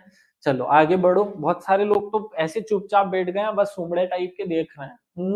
हैंग हो जाओगे रे भैया, तुमको लकवा मार जाएगा। शांति सूचकांक, शांति सूचकांक में 116 नंबर पे है हम। कैसे याद करोगे? जब एक व्यक्ति सो लेता है तो उसको शांति मिल जाती है। देखो एक व्यक्ति जब सो लेता है ना, सोला, ये इसको हम हिंदी में सोला ही तो बोलते हैं। तो एक में जब सो लिया, एक आदमी जब सो लिया तो उसको शांति मिल गई। तो शांति कब मिलती है? जब एक आदमी सो लेता है। तो सो शांति सूचकांक में हमारा नंबर कौन सा है? 116। याद हो जाएगा। ये बड़े टफ है नहीं रे, बड़े आसान है, सिंपल। में फिर से रिवाइज कराता हूँ। पासपोर्ट बनाने में 50-50 देते हैं, तो पासपोर्ट सूचकांक में 85। जलवायु परिवर्तन को हमने बोला बस कर रहे, अब नहीं बदलना, तो बस बस कर मतलब कि बस मतलब 10। फिर इनोवेशन नवा अचार इंडेक्स, तो हम इस बार तीनों नवे अचार बनाएंगे, तीनों अचार बनाएंगे, तो तीनों अचार मतलब तीनों अचार नवाचार, है ना। शांति, तो शांति कब आती है? जब एक आदमी सो लेता है तब उसे शांति मिल जाती है। तो एक आदमी को शांति मिली, सो लिया जब उसने, तो सो लिया से याद हो गया। अब प्रेस स्वतंत्रता सूचकांक 159, 159, है ना। इसको कैसे याद करोगे? तो 159, देखो प्रेस, देखो आदमी वैसे 359 करता है ना, ज्यादा 3-5 नहीं करता, लेकिन प्रेस के सामने वो 159 करता है। क्या करता है? 159, है ना। 159, इसको ऐसा बोलो 1-5 और 9, है ना। तो हमें किसी बाहुबली के सामने 3-5 नहीं करनी चाहिए, 3-5 नहीं करो, नहीं मतलब नो, 3-5 नहीं करो। यहाँ प्रेस के सामने 1-5 मत करो, है ना। तो 3-5 मत करो या 1-5 मत करो, याद रहेगा। प्रेस स्वतंत्रता सूचकांक 159, अब ना भूलेंगे, ठीक है। चलो बहुत अच्छा बच्चा। खुशहाली सूचकांक, है ना, 26, 126 है ये। तो देखो जब किसी आदमी की 12 बजती है ना, जब किसी आदमी की 12 बजती है, होती है कि नहीं भाई, आदमी की 12 बज जाती है थोड़े दिन में। तो जब किसी आदमी की 12 बजती है और पता चलता है कि वो तो छक्का है ना, जब आदमी की 12 बज जाती है और वो छक्का हो जाता है, तब हमें बहुत खुशी होती है। तो खुशहाली इंडेक्स याद करना है। देखो खुशहाली में जब किसी आदमी की 12 बजी और फिर वो छक्का हो गया, है ना, तो हमें बहुत खुशी हो जाती है। देखो जैसे मुझे हो रही, बोलते बोलते ही खुशी आ गई ना जुबान पे। तो जब किसी आदमी की 12 बज जाती है तो हमें खुशी होती है, या किसी छक्के को देखकर हमें खुशी होती है। तो देखो कैसे याद होगा? 1-12 मतलब ये 12 बज गई और ये छक्के को देखकर खुशी हो गई, तो 12 बज गई उसकी, इसलिए हमने खुशी हो गई। ठीक है, याद हो जाएगा। चलो आगे बढ़ते हैं। पहला साइबर क्राइम इंडेक्स, इसमें भारत का स्थान ही नहीं है, भारत को कोई स्थान ही नहीं बोला। बोले भारत में तो इतना क्राइम होता है कि क्या स्थान दे इसको, तो भारत में कोई स्थान नहीं। चलो आगे। साइबर क्राइम में स्थान मुझे याद नहीं था, वो गड़बड़ हो रही थी, मिस प्रिंट था मेरी किताब में, मेरे जो डाटा है उसमें, इसलिए मैंने इसको छापा नहीं। आप लोग अपनी तरफ से बता देना साइबर जो सूचकांक है, साइबर इंडेक्स में भारत का कौन सा स्थान है, जल्दी से बता दो, मुझे नहीं याद है ना। चलो आगे बढ़े हम, नेक्स्ट पॉइंट पे चले।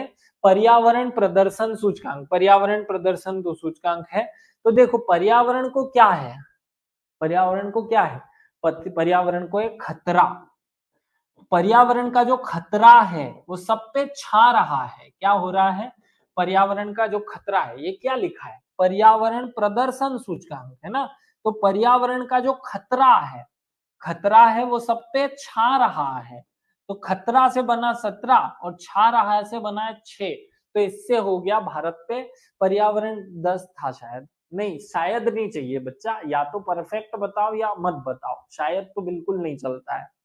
10 तो पिछले साल का था, मुझे खुद को कंफ्यूजन था इसलिए तो मैंने लिखा नहीं।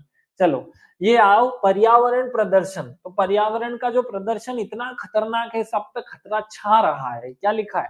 खतरा छा रहा है। तो खतरा से बना 17, तो ये लिखा 17, और छा रहा है से लिखा 6, तो बना सब मिलाकर के 176, 176 याद हो गया। अगला good governance, good government index या गुड गवर्नेंस इंडेक्स, ये है 69, है ना। देखो जो गुड गवर्नेंस होती है ना, वो सीधी भी होती है और उल्टी भी होती है ना। हाँ सर 10 था 2024 का, ठीक है मुझे पता है 10 था, लेकिन मुझे लग रहा था इसका नया आ गया इसलिए मैं इसको याद नहीं करा रहा था। अब चलो याद कर लेते हैं 2024 का। नहीं है तो कोई दिक्कत नहीं। साइबर क्राइम इंडेक्स, आप पता है आपको, कुछ साल पहले जब ये मोबाइल में इंटरनेट और वाईफाई नहीं होता था तो हम साइबर कैफे जाते थे। आप लोग गए हो कभी साइबर कैफे? तो साइबर कैफे जाते थे तो वहां 10 रुपए में 1 घंटे कंप्यूटर चलाने को मिलता था। याद आ रहा है वो जमाना जब साइबर कैफे में जाकर 10 रुपए में 1 घंटे इंटरनेट चलाते थे? तो 10 रुपए में चलाते थे, तो इसलिए साइबर क्राइम में हमारा स्थान है 10। कौन सा स्थान है? 10। याद आ जाएगा, साइबर कैफे में जाते थे 10 रुपए में, याद नहीं आ रहा क्या? चलो ये सारे इंडेक्स हो गए गुड गवर्नेंस तक का। आगे आते हैं मानव विकास सूचकांक, ये है 2023-24 का। इसमें भारत का स्थान है 134। कौन सा स्थान है मानव विकास सूचकांक में? 134, है ना। तो मानव का विकास मतलब तेरा विकास, मेरा तो हो ही नहीं सकता, है ना, क्योंकि मैं तो मानव हूं ही नहीं, है ना। मैं तो मानव से अगली स्टेप पे चला गया हूं, है ना। तो देखो तेरा नहीं मेरा, मेरा नहीं तेरा, तो मानव विकास मतलब ना तो तेरा, और देखो तेरा जो है वो तेरा चहुमुखी विकास होगा तो मानव का विकास होगा, है ना। अब इस बात को समझना, याद करने के लिए समझना पड़ेगा। मानव विकास कब होता है? जब चारों तरफ से उसका विकास हो। केवल आर्थिक, सामाजिक, राजनीतिक और धार्मिक, ये चारों पक्ष उसके मजबूत होने चाहिए, तब उसका विकास होता है। मानव का विकास तो तब होता है। तो मेरा तो नहीं होगा, तेरा होगा चहुमुखी विकास।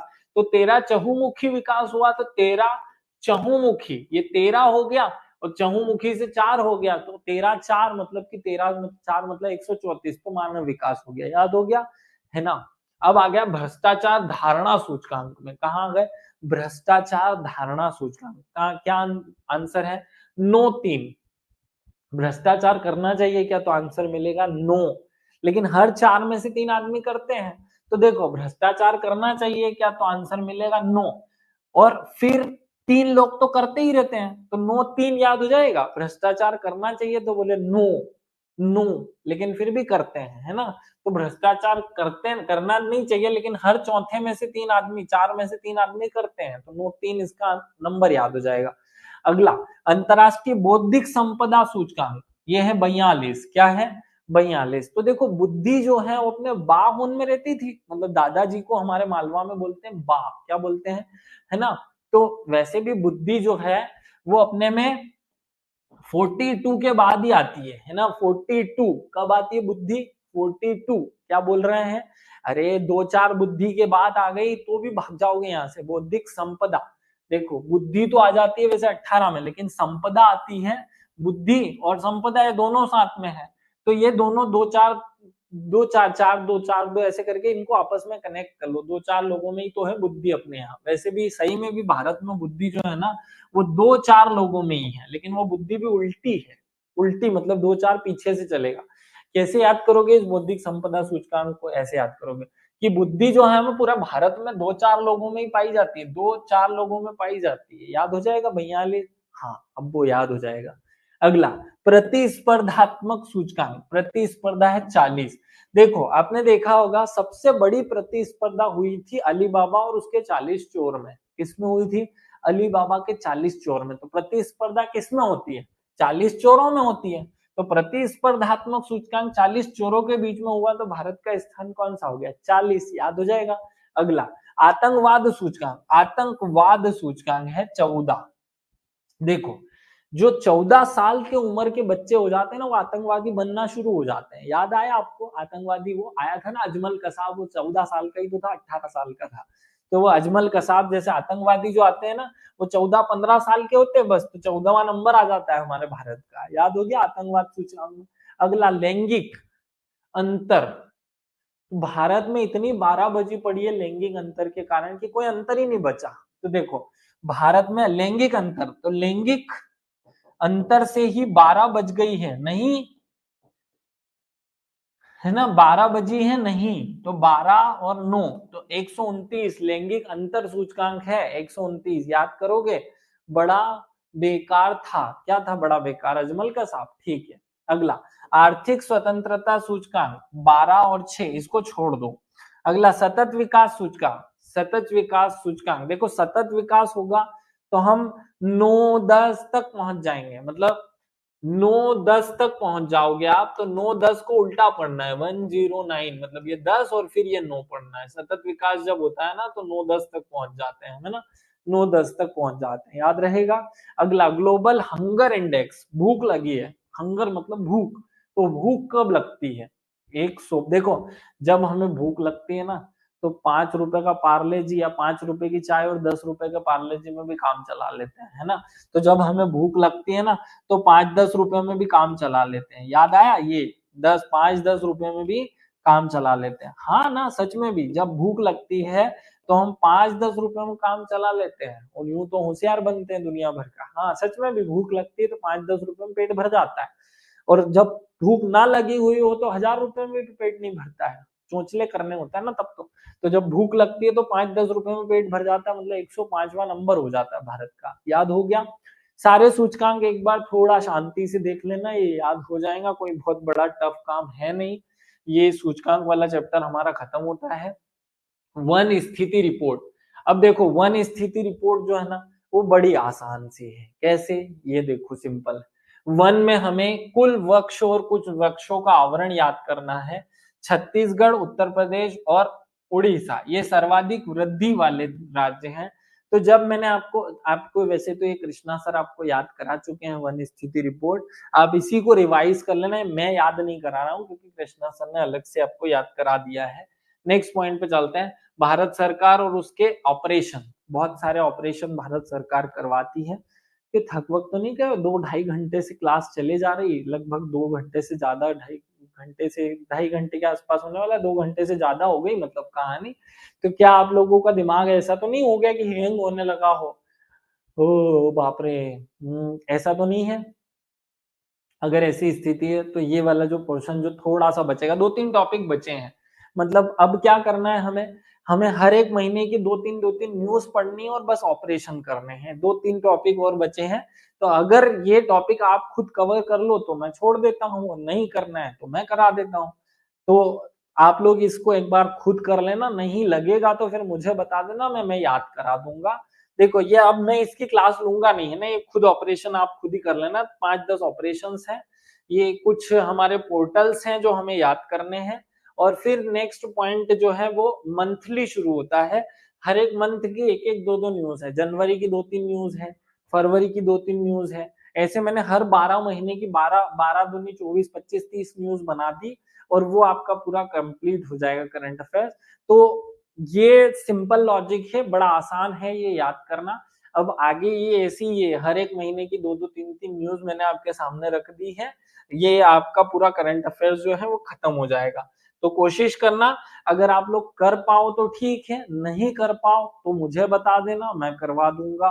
कोशिश करना कि इनको याद कर लो, क्लास रोकते हैं क्योंकि फिर इससे ज्यादा टाइम मैं क्लास में लूंगा तो आप लोगों का माथा जो है ना हैंग हो जाएगा, ठीक है। क्योंकि हम ऐसा क्या ही पढ़ें जो हमें याद समझ ही ना आ रहा हो, काम थोड़ी खत्म करना है, तो लगेगा तो बाद में कर लेंगे, अगर जरूरत पड़ेगी तो मैं कोशिश करूं कि आप सब लोग इसे याद कर लो, पीडीएफ के फॉर्म में आप सबको अवेलेबल करा दिया गया है, ठीक है। अब आप सब लोग इसे रीड करना, मेरी तरफ से इंडिया का करंट अफेयर समाप्त होता है। मध्य प्रदेश का हमने 2-3 घंटे की क्लास में पढ़ा, थोड़ा सा बचा हुआ है वो भी आज ही समाप्त हो जाएगा। करंट अफेयर्स की पिक्चर समाप्त होती है, नेक्स्ट यूनिट के रिवीजन पर आएंगे। चलिए शुरू करते हैं, ये पीडीएफ आप सबको आज ही प्रोवाइड किया जा रहा है, आप लोग डाउनलोड करके इसे अच्छे से रीड आउट कर लेना। थैंक यू, जय हिंद, जय भारत, भारत माता की जय।